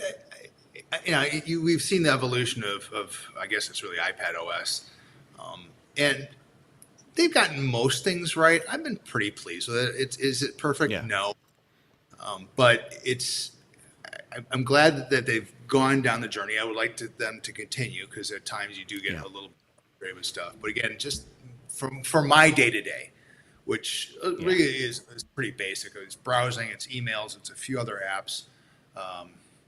Like I said, watching movies and stuff. I mean, it's such a good device for my needs. Now, again, I'm not, Mike, I know you've got, 15 different, audio channels coming in and out and video of this. I mean, it's not going to work to those needs. But as a consumer of your videos, it's fantastic. Works good. Yeah. Well, my iPad, I still have the 10.5-inch iPad Pro, and I haven't felt the need to upgrade because it is, for the most part, a media consumption device. Whether the media is news or whether it's YouTube videos or what have you, it's primarily for media consumption. And I haven't really found it to be a great productivity machine for me. Mm-hmm. About the only time it switches into productivity mode is when I'm doing a live stream or something like that, and I have notes open. And it's just so much more convenient to have those notes in my hand at the ready than it is to have them on some screen off to the side like they are right at the moment. I mean, look, right at the moment, you said at some time, you might be staring off to the right. Well, I stare off to the right because I have a 24-inch display over here that has my notes, has the comments and reactions, has the interview screen, has the bandwidth statistics, and then this screen in front of me has Omni Outliner and has the main Ecamm Live screen. So I've got a couple different screens going here, and I can't imagine doing something like this with the iPad, but throwing it into sidecar mode like you do. And letting it serve that function that I'm getting now with this 24-inch display would be fantastic. And I have thought about doing that for the live stream for my notes in particular. Yeah, I mean, it was really critical when I was like, okay, do I bring you can get those travel monitors? Yeah. And decent. Yeah. But I'm like, it's just one more piece of tech that I have to buy. I'm like, wait, I have an iPad. Right. Why? I realized that would just be a purchase that would probably end up being returned anyway. So that was just absolutely ideal. Now, they've got that interesting, I forget what Apple calls it, where you can use the keyboard and mouse and push the keyboard. Yeah. Universal control. That's it. Yep. Yeah. And it's interesting, but it kind of breaks my brain. I think it's a cool technology for some use cases. I just I just keep it separate. Either it's completely as a second monitor, and that's its job, or it's a completely separate device, and that's its job. I don't need, a virtual KVM. But again, the fact that with this sort of stuff, because they own the stack, it works pretty darn well, and that's the part I love. And again, it's and I know we're all fans in that respect. Is it's so seamless to use. The phone, the Mac, the iPad, the speakers, the AirPods, whatever it is. And that just makes, I don't have to think about it anymore. And that's part of my journey too. I love the tinkers, the DIYers and all that. I'm kind of past that. I just want to be a happy user. Everything just works. I mean, I'm excited about new technology. Don't get me wrong. I mean, whether it's, some sort of mixed reality or whatever, great. But even if it's just the new iPhone coming out, I get super excited about that. But I'm not so worried. And again, these are different levels. People want to build their own machines. Are like, you can't even add your own RAM on a Mac. You're right. You can't. That's not for me an issue. But I understand that does cut out some of the tech people out there who do like, and especially Mike, I know your background, you're Mr. Know-it-all, that you can create all this sort of stuff, which is great. So, they I don't want to say they're missing out on the market. I just think they've definitely consumerized things. And for me, they clearly are going, Barry, you are our target market. So go forth and spend your money. Hey, look, I am still very much coming to grips with the fact that when someone asks me which Mac to get and which features to upgrade, that it's all I can do to tell them for most users, 8 gigabytes of memory is enough. Yeah. That is a very difficult thing for me to come to grips with, because I'm so used to saying, now you got to go 16 gig or more. You got to go. Once we got that M1 MacBook Air and we took the chance on sticking with 8 gig, it's been amazing. It's been an amazing machine. Yeah. The way that Apple Silicon manages the memory now is so different and so efficient that for most folks, unless the machine just by default comes with more memory, like a Mac Studio, you don't need more than 8 gig for day-to-day usage. You just don't. And even if you venture a little bit into movie editing and, GarageBand and things like that, you still probably are just fine with that 8 gig. It's really storage. Now the question is, how much storage do you need? Right. And that's not so much how much memory. Yeah. Right. And my iPhone's one that I used to be like, I need as much memory in this and this and this. And I'm like, I check my used memory, total storage on a regular basis. I'm like, I don't need anything. 64 isn't enough. 128 is plenty. I rarely exceed 100. And I mean, yes, I throw everything up in the cloud and they manage it for me. And some people don't like that.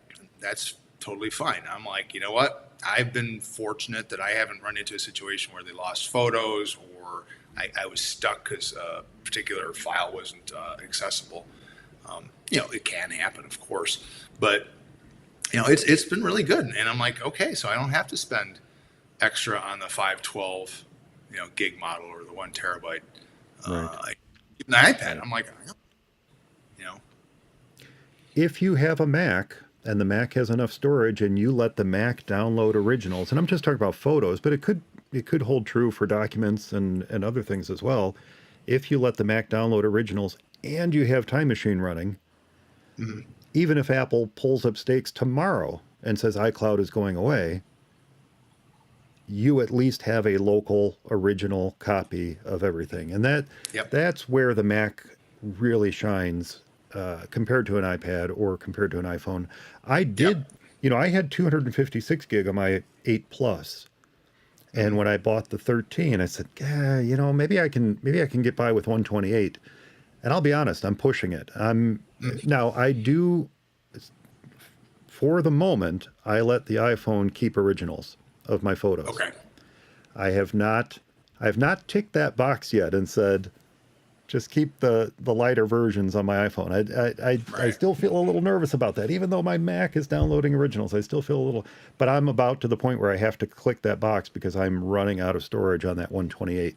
And I never had a storage problem with the 256. But I think, though, that with the next one I purchase, I'm going to stick with 128 and just say, look, like you said, keep it in the cloud. Someone asked, to that point, someone yesterday asked me, how secure is it to let the originals reside within iCloud? And I had to think about it for a second. I said, you know what? You're pretty safe doing that. Unlike, my flippant comment a moment ago that, even if Apple pulled up stakes tomorrow, that is not likely to happen. We've seen them change the name. We've seen them change the services offered and things like that. But through all the iterations of what is now iCloud, Apple has never really pulled up stakes without giving fair warning. Right. Like, for example, iWeb. People who had websites out there with iWeb and stuff like that. They had fair warning to do something else with that site and to migrate it elsewhere. And I'm fully confident that if Apple said, we're not doing this photo storage thing anymore, we would have plenty of warning. Probably at least, I would guess, a year. Yeah. Well, they would be. I would be leading the march down to Cupertino if that was. Right? I know. I think everybody would. And it's not likely to happen. Yeah, it's not likely to happen. And no. Yeah, I mean, generally speaking, I think they've done probably a better job with photos than they have with their other cloud services. So I've been pretty pleased. So, and I've used any combination of Google, some storage there. I've got OneDrive for Microsoft, mostly for work stuff, and Apple, and they all do a good job. So, I think pretty much everybody's gotten it. I haven't bothered with Amazon, but obviously they know what the heck they're doing over there. So you mentioned that you had to make several adjustments, day-to-day adjustments, work adjustments, things like that, in the wake of this move. Your home is still here in the Midwest. Correct. Right? Yeah. What kind of changes did you have to make to ensure that you could still do things where you are now, where you are right at the moment, without the resources that you have at home? We talked a little bit about it, but is there anything in particular? I mean, it's really keeping organized. I actually track everything I brought with me, so I can look to see, do I have, this was a bit granular, but I'm like, I can tell you the number of cables that I have and what type of cables they are, the chargers that I bring with me, because every now and then, yeah, well, but part of that is I'm trying to think about this like long term. It took some effort. Plus, there are benefits of not being with anybody, so I have a little bit more free time in the evenings. But it's the okay, I've got enough USB-C cable, extra ones that if I need something, I'm grand. The few other things that I purchased just because I'm like, do I want to take a keyboard out with me? I'll just get a new one. That's probably a good opportunity to upgrade. Which, by the way, is the Logitech split keyboard. Oh, nice. Oh, yeah, I'm a big fan of the Sculpt by Microsoft, but I thought I'd give this one a chance because it acknowledges that Macs have different keyboards. The naming. Mm-hmm. So it actually has a little split on there that says Option/Start. So I'm like, oh, well, I appreciate that you recognize the Mac, so I'm going to give it a shot. Really, with this keyboard. But yeah, I mean, there are times like that I do realize I don't have something. The keyboard was a choice that I could have brought something, and I have the keyboard on the MacBook, so it's not like I didn't have a keyboard. I just prefer to type on an ergonomic. I'm trying to think if there's anything else that. I mean, really, for me, it was more about the audio experience and the HomePods and having that as a core part of what I have. I probably do lead a more streamlined technical experience here, right? It's this Mac, it's the keyboard. Of course, I've got my iPhone, and my iPad. I'd say there's two other things that I did do that, as I moved in here, I'm like, I need a good external display. And I spend enough time both here and at the office. So, this is the pros and cons of being in the Pacific time zone is that Europe likes to have calls very early in the morning in California time. Yeah. So I'm not going to get up and go to the office at 4 a.m. But I can be on with Japan much easier. And because I do have calls with people there on a somewhat regular basis, that's really nice. But again, if it's 6, 7 o'clock at night here, I don't want to be in the office. I'd rather have this. So I'm like, okay, I need a good display. Well, what else do I need? Webcam. Okay, there's a decent webcam on the Mac. Speakers. I've got these. I've got the HomePod minis, but sometimes I don't even want to deal with any of that. So can I get a monitor with a built-in speaker? Mm-hmm. So this is where my Apple bias will come into play. I'm like, can I justify buying a studio display? I'm not going to go with that XDR monstrosity at $5,000. No way. A beautiful device, but I'm like, well, it's a really good 5K display, and I had a 5K iMac back in the day. I loved that screen. I even used there's a hardware dongle that allowed me to use it, and I forget the name of it at the moment. That allowed me to use it as a display with a Mac Mini. And I'm like, nice. This is pretty sweet. It was like an $80 dongle that all it did was somehow broadcast the signal because you couldn't, I guess early on they had a target display mode in the old ones. Yeah.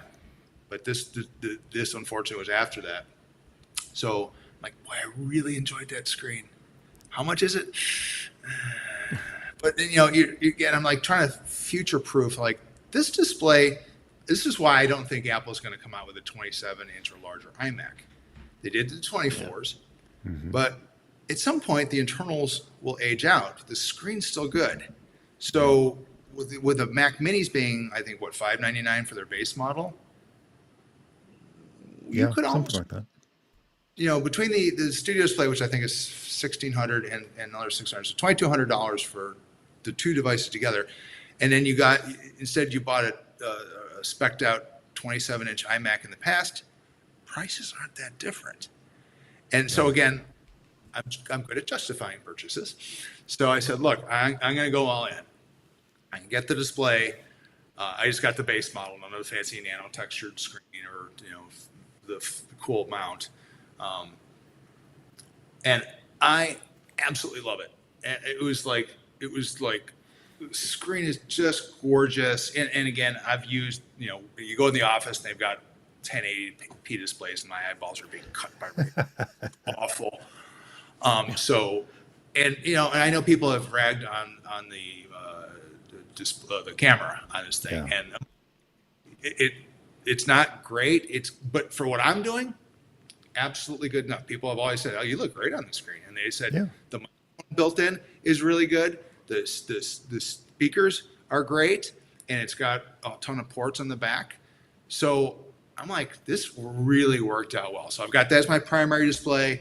I've got my, I keep my MacBook open, so I've got my secondary. I've got my iPad, if needed, a third screen, or as it sits most of the time by itself in iOS mode. So that was definitely a splurge. But again, I expect to keep this around for a decade, I hope. Yeah. So here's one thing. Keep that box. It's very well protected in there. If and when I need to transport that back to Chicago, it can go right back in there, very well protected, wrap it up, ship it out. So that's the one struggle I've had. Is I have boxes that I've had to keep because I'm like, I got to think about at some point, you know, certain things. You know, the Mac will be in my backpack on the plane or in the car, whatever it is. But these kind of things, I got to think about how am I going to get it back. So boxes are something that I've had to kind of think about. Where in the past I've said, just pitch it and recycle it. It'd be great. Put it on eBay. What do you mean pitch it or recycle it? You put those Apple boxes on eBay. Nah, it's actually not. I always keep the boxes. Just I do too. Exactly for the same reason. And I have the same display as you do. I got it with a stand too. But the, you know, my thing was I thought by now, because just like you, I had the 27-inch iMac 5K, and I got so used to that. And I had thought at this point, because that came out when, I mean, the original one came out in 2014. I thought that 5K displays would be everywhere. We'd be moving to 6K, but it's not. It's all 4K displays, and the only 5K displays out there, except for one weird one, is either made for Apple or made by Apple. You know, it's the LG Ultrafine. Right. I think the only other 5K out there. Yeah, exactly. And so it's kind of like, you know, to me, it was sort of a no-brainer too, because when my I had a BenQ display before that, which was the 4K display, and when that gave up the ghost, then I thought, you know what, I'm just going to do this because one of the things I noticed too was the Retina display. Even though I have it at a higher resolution, you don't see the pixels like on the, you know, on other displays that I have at 4K. It's like, especially with text, it just doesn't look as good. I mean, the Apple display is just a terrific display. Forget that you definitely pay for it. It's just a really nice display. And it's something, I mean, I'm looking at a computer almost all day for work anyway, and I spend probably far too much time when I'm not at work looking at my screen. So I don't want, it's fine. I want it to be really good. And it's also the problem, Eric, you nailed it. Like once you have it, you can't go back. So So I'm like, all right. So, you know, again, and I look at it as a long-term purchase. I mean, if this was a corporate purchase, I'd say this is a 10-year depreciation. But it's, you know, that's the intent. And so I'm very fortunate. And basically because I have it, I don't need an external webcam. I don't need external speakers. I don't need another mic, although I will bring one for podcasting just to make Mr. Potter happy. So I want to make sure that that I'm getting everything out of it, and absolutely I am. I do find it amusing when you see that there's a software update, including one for your studio display. I'm like, okay. But I forget, is it an A5 or A7 processor in there? I forget what Apple put in there, but it's a little mini computer. Yeah, it's something like that. It's like a little mini iPhone almost. Yeah. Yeah, and one thing that I didn't know until recently, and this is not new, Apple's supported this for a while, but you can AirPlay to, I think, any Mac. And so I thought it was related to the studio display. And it turns out it's the computer itself. But that's also another nice audio source to have for playing podcasts out of. It is. And something I also do when I'm just kind of relaxing, because like I said, I don't watch a whole lot of TV. So again, great TV to watch, but then I can use the Control Center to AirPlay out to the AirPod Minis. Mm-hmm. That's really nice. Or if I'm watching YouTube, sometimes I like some background music. There's some really cool like extended cuts of Lord of the Rings music. And just play that for 3 hours in the background while I'm focused on a project, and then just have that music playing everywhere. I mean, it's just, we take it for granted in a way, but I still really do appreciate just how amazingly seamless this is. Like, and Sonos does a great job. I don't have them, but I hear people talk about it. But to be able to have music or podcast play across the house without weird delays and audio issues, it's freaking magic. So I love it. I know it's definitely awesome. I know it's hard to predict. I mean, you are not, as much as you might think so, Barry, you are not Karnak the Magnificent. But put the envelope to my head. Sis boom ba. See, the sound a sheep makes when it explodes. Oh, it's it's such an awesome. But despite that, man, we just aged ourselves really badly right there. Oh yeah. Despite that, do you have any thoughts on what the future might bring, or do you have any wisdom? Any conclusions that you've come to that you might want to share for someone who's looking to do something similar? Right. I mean, and this is going to go outside tech a little bit, but, and you nicely kind of gave our age range away. But actually that's relevant, right? And at my age, to basically relocate by myself for now is a huge risk. I'm taking a new position out of my comfort zone. I'm moving to an area while I know it from visiting. I'm literally living there. Wow. Sorry. No worries. It's raining in California. They have to put out the alert. Probably. Yeah, apparently. Gosh, I thought I had those things shut off. No, that's all right. All right. So, well, wait a minute. Do you actually have to pay attention to what just happened? Because if you do, I know it's a canceled, missing, endangered. Oh, okay. I don't know. Okay. Advisory. Right. Just making sure it's not an earthquake or anything. Yeah, right. No kidding. By the way, it's probably a good time because a train just came by. I don't know if that gets picked up by. I could hear the train horn. Well, we can just take a little break while we go through emergency alerts and train horns. But no, I imagine the train. We shouldn't hear the train in just a second after it's passed.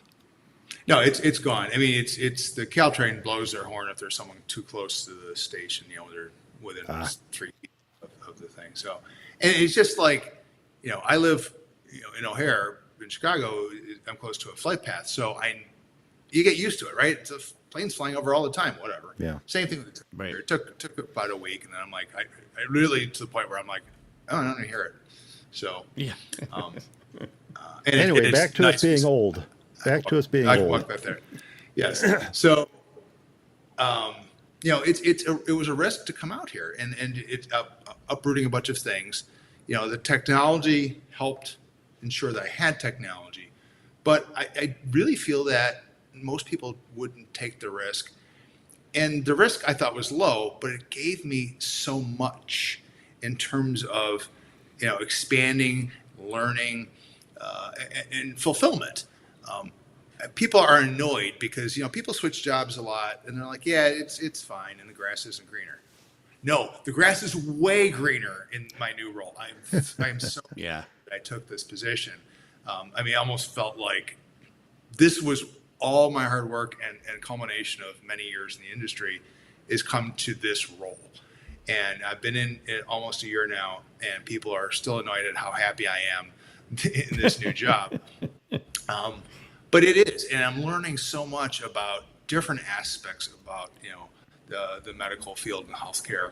I'm learning about the different areas around California. I knew San Francisco and the Golden Gate Bridge, but I can talk about all the different areas in East Bay and South Bay and just experiencing the culture. And Eric, we joke about people wearing parkas when it's 55 degrees out, but there is a casualness here that I really enjoy. The people that I've interacted with are wonderful.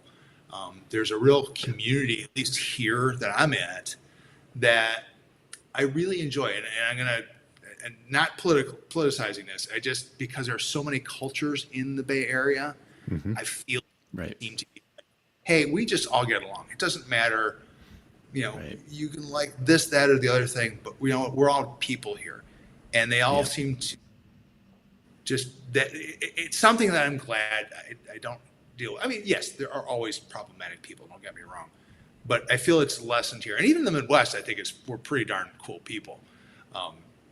So that's been a nice, I've way taken off as I get made fun of by being a cork dork, that I love the area and all the wine that it brings. I've got Napa County, I've got Sonoma, I've got Santa Cruz Mountains, south of here, 3 hours from Paso Robles in that area in the Central Coast, a couple hours north up into Mendocino.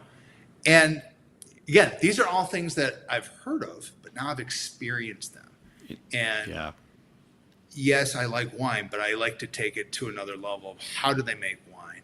How, everything from, and I do really hardcore geek out, right? There's 14 different soil types in Napa alone out of the 28 that exist worldwide. You have different grape clones, you have different root stocks, and the people out here love showing this stuff off. And there is the technology aspect. There's Costco, which I mentioned before. It's Costco. I think it's the Sun opened up his own winery. Now they make their own wines, and I guess they're decent at a very reasonable price point. But they also make like estate Cabernet Sauvignons that are much pricier and are outstanding. They have a beautiful property up there, and everything is managed by tech. Every irrigation line that goes to every vine can be controlled down to each individual pump. And they love showing tech. And I'm like, show me more. This is awesome. Yeah. It's automated in that respect, but because it's not apparently this year, but in the past with drought years, you had to be carefully irrigating your crop. And California is very picky about how much water you can use. And winemakers also are very picky on how much water they do want to use, because stressing out grapes can have benefits in a drought. So I love the fact that you see this technology being spread across different industries. I really enjoy the fact that I'm really immersed into it. And to the last part I'll say, Mike, is that I'm 45 minutes away from Cupertino, not even that. So I've driven by a couple of times and waved. If you go up to Ridge Vineyards, you can look down from the mountains and you can see the entire ring. And it's such an obvious landmark. It is awesome. So again, going back to your point about, looking at the future, this is something that I never would have expected 2 years ago. It was not an opportunity I was looking for, per se, but it presented itself. And I really, to try to bring it together, the technology that we have today made this so much easier, because I can track things. It helps it. I don't have to worry about, I got to, pull out a map or, log in at home on a slower connection. It's with me at all times. I love it. Now, it's not for everybody, but that's where, whether it's Microsoft or Apple or Google or Samsung, whatever, they've really, in my opinion, yes, you can complain about social media and other things, but there's so much good that they brought in convenience and helping me stay connected with people that I just, didn't really think about it and really appreciated by doing this move. I think you've hit something that so many people strive for, and that's that ultimate, how do I say this? You've advanced within the company you work for to the point where you could be offered a position like this and take advantage of a position like this. And that's the catalyst for the happiness that you talked about a few minutes ago. People might be annoyed that you're happy, but the truth is you've achieved that happiness through years and years of hard work. And, you have to give yourself credit for that, because that's something that we all strive for, whether, we're sole proprietors, whether we work for someone else. We all want to be happy with the job that we're doing, because that makes us happy in family life too. And you've achieved that, and you really have to give yourself credit for doing so. Well, thanks. And and you're right. It is a lot of hard work, and you do have to sacrifice at times. Like I mentioned, being in New York for a year, that was not a known choice at the time I started, because it was going to be, you travel about once a month. And the project was going so off the rails that I'm like, I've got to spend 24/7 out there. But that's a good example. You sacrifice there, but I also learned so much what's required when you are integrating companies. It's a lot of what I'm doing today, and I'm able to draw from that experience, because people are asking, I'm asking questions because, I've dealt with this before. And so it is, to your point, Mike, thank you. It's definitely a culmination of a lot of hard work. And it is nice to see it pay off in a way that I am happy and the family's doing well. And, I get to experience new things, and apparently I'm just a short flight away to Southern California, so I can see Eric next time I'm there. And hopefully, I don't know if you're coming back for Max Talk, but I try to be back every couple of months, if not more frequently. So right now everything's looking to align that I'll be there in July for Max Talk 7. Yeah, well, that's awesome. That's awesome. And again, I'm just happy that this has all panned out for you the way that you hoped it would. And I think that there are a lot of really valuable lessons in there too. Yeah, we said it was traveling, travels with Barry, but really that's what it was. You've taken all those years of experience and you've applied them here to make this type of move and this type of upheaval in your family life work the best that you could make it work for you. So I'm glad you could come on and share it with us too. Well, thanks. And very interesting. Yeah, and I'm sure there are little bits and pieces. I'd taken notes. There's little things like, and Eric, same thing. Like, we're in California, they have earthquakes. I need to be prepared. Yes. You talk about battery packs and things, and then everybody's like, oh, they have these rolling brownouts. I'm like, okay, I need to get a UPS. There are pieces that we didn't get into that are important, and it's but then you really think about, okay, this is a totally different environment. I don't have to worry about snow here, in theory, but it's there's all these little aspects of Mike, to your point of taking those experiences of traveling and how can I apply that, and it's really been a lot of fun, and I hope other people get those opportunities themselves, and whether they stay in the same place and maybe it's just a new position in the same company, or if they literally move. And some people move halfway across the world. Some companies love to do that, where they're like, hey, you're going to go to Europe for the next 6 months and learn about the culture and all that. And then you got to think about, oh, I got to get travel adapters and different types of electricity. It's every place brings those things. But that's, again, the beauty. I didn't talk about it, but I did a lot of searching online for, whether it's a map of the area to understand stuff, checking real estate prices, and I immediately would have a heart attack, or just saying, hey, good place to find groceries. I don't know the area. And people here are great, and they're offering all sorts of helps. But the preparedness ahead of time made it easy. Yeah. And that is probably, we talked a moment ago about advice you could give to someone who's looking to do something similar. And that right there is probably the core of it all, is to make sure no matter where it is you might be moving. You mentioned Europe or New York or San Francisco. Research. Take your time to research where it is you need to move, and think about the things that you need in, not just in life, but in daily life. Think about those things. How are you going to get to the office? How are you going to find groceries? You're in a city. How do you find groceries? It's a lot different than running down to the Jewel here in the far west suburbs where I live. So these are all things that you have to research and understand, and that's probably the most important lesson to share from everything we talked about today. Yeah, and there's a lot that goes on, and that's to bring back to Todoist, which is what I use for my task manager, is things just will pop in your head. At least this is how my brain works. Unfortunately, it's often in the shower in the middle of the night, but it's just like, okay, just grab that keyword, put it in your task manager, and then go back to it. It's like, oh yeah, I need to find places for grocery. How do they deal with garbage collection?